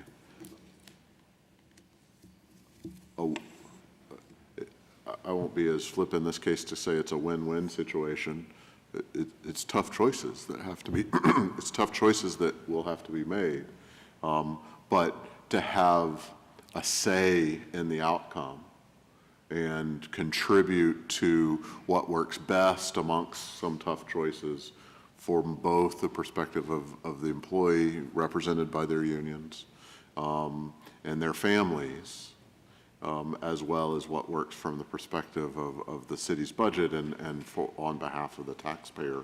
Doing that in partnership together on the same side of the table would be my preference. And so I know the mayor and his administration has scheduled contract negotiations coming up with certain unions, but that's not to say that we all can't sit down at tables for people who aren't even on schedule for an end of a contract and sit down and say, all right, what works best for everybody? What can we go ahead and open it up and change right now in a way that's not conflict-based, but is instead in partnership so that we all have contributions and we all can be flexible. I'm not speaking for anybody else on this particular issue. That, to me, seems like a process and an outcome, an output that would be more desirable than sometimes how these things end up happening, and which then voices don't get incorporated into the final outcome. But that's my 2 cents without, trying to tell anybody what to do. We're employees. I'm sorry? We're employees. Yeah, sure. That are part of that. Absolutely. I think the mayor wanted to comment on these issues real quick before I open it back up.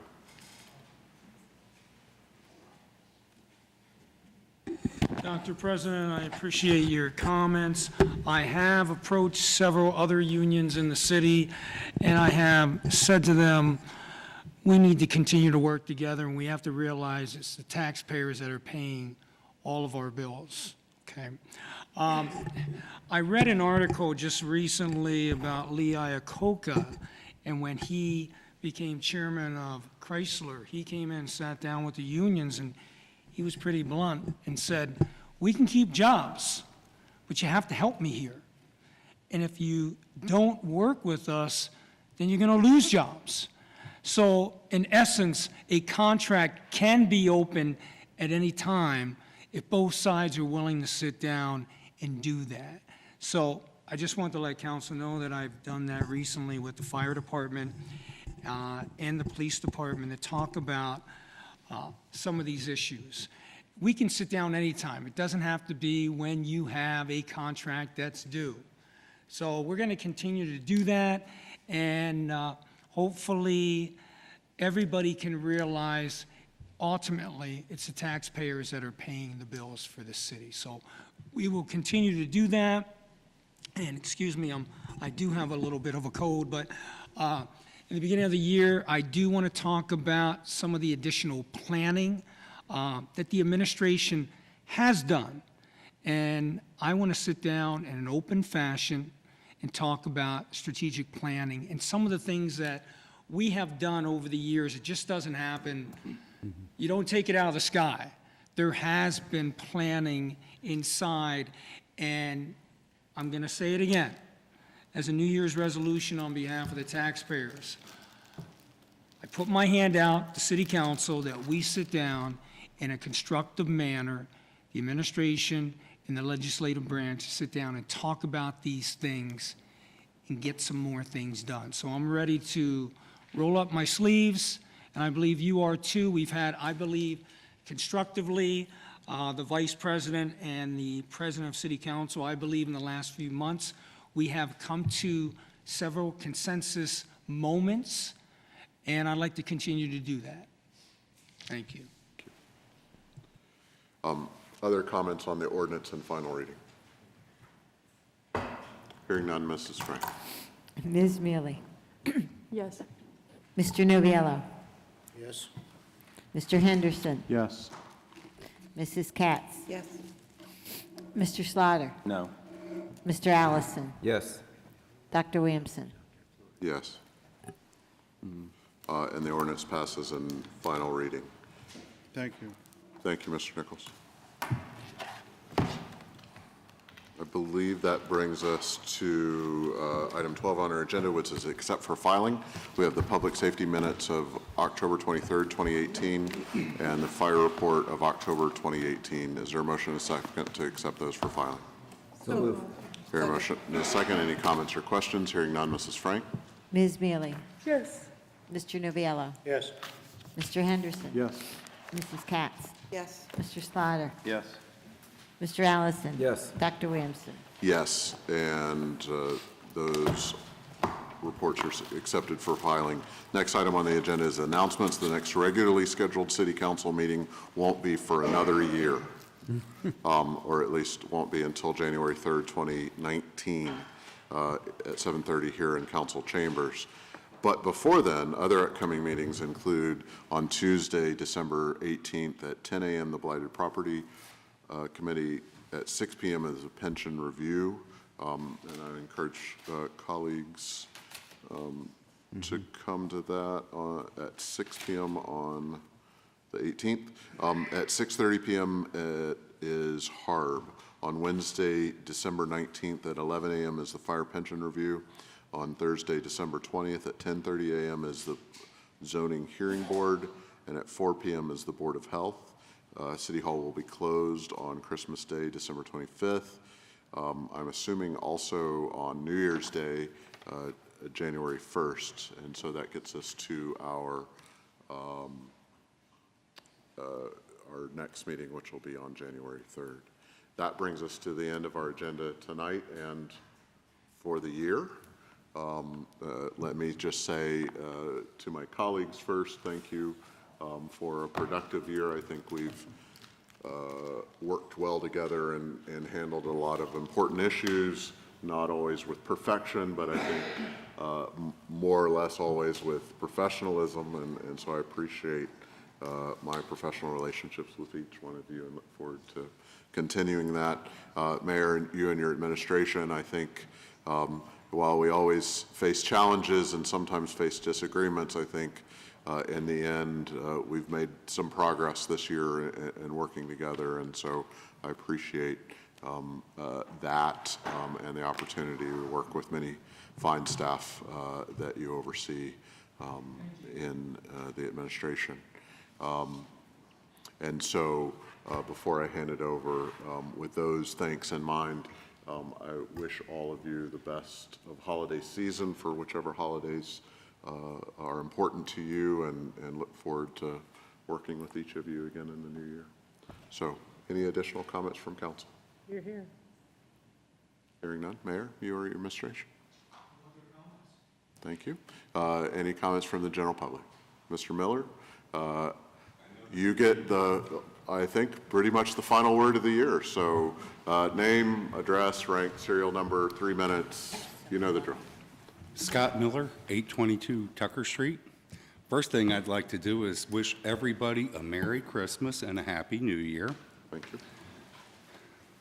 Last time I spoke at the beginning of the budget session, I heard a person make a comment about, the reductions in staffing, what's that got to do with the budget? Well, the Sun Gazette sure put in there where reductions through attrition in the police force are cuts. Reductions in streets and parks are cuts. Reduction in codes are cuts. And one of the things I always like to do is not be theoretical about it and abstract. I try to make real life, this happened to me. This is the way I see it.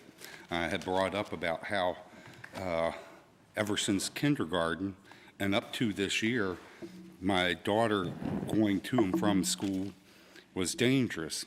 And some people kind of scoffed about it, And, I can say, in 4 days that I was observing and filming my daughter's bus stop this school year, 3 of the 4 days, people drove past the stop school bus with the red flashers on, but my dash cam thing that I have just wasn't good enough to get the tag number, and you also have to be able to identify the driver.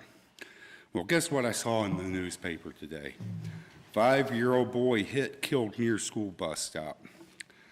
I guess I'm just being, a fanatic worrying about the children. Also, I kind of brought up about the codes department. As y'all may know, I do a lot of freedom of information requests.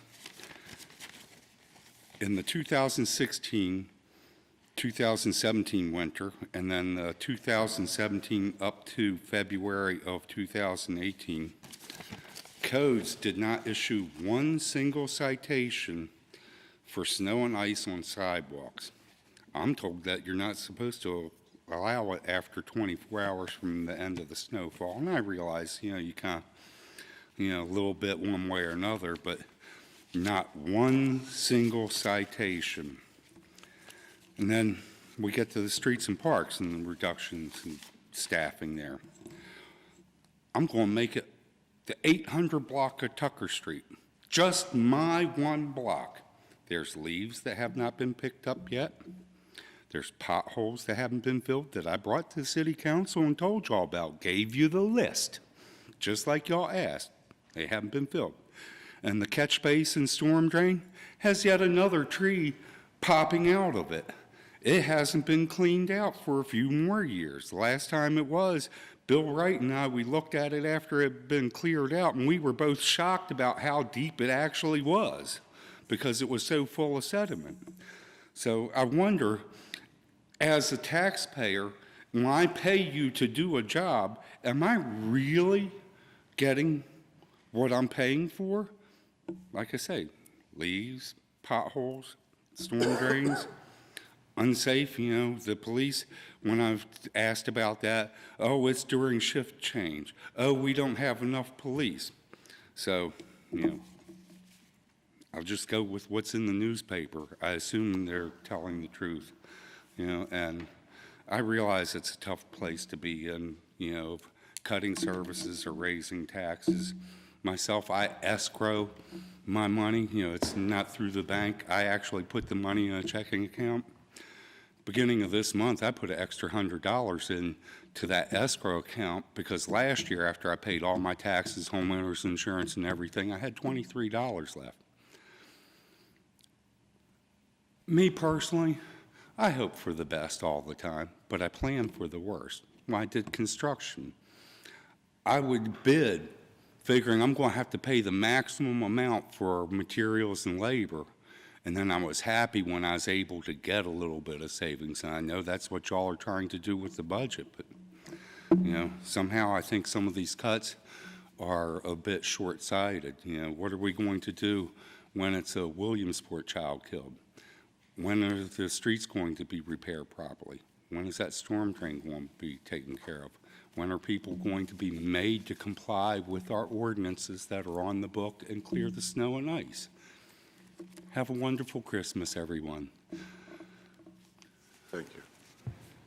Go ahead. I was just saying, can I just respond to the school district aspect, because there was a similar. We tend not to respond. Can I encourage you to do it offline? Yes, I can do that. Okay, thank you. Just by That's fine. past That's fine. practices. And so with that, I'll entertain, are there any additional comments from the general public? Hearing none, I'll entertain a motion to adjourn.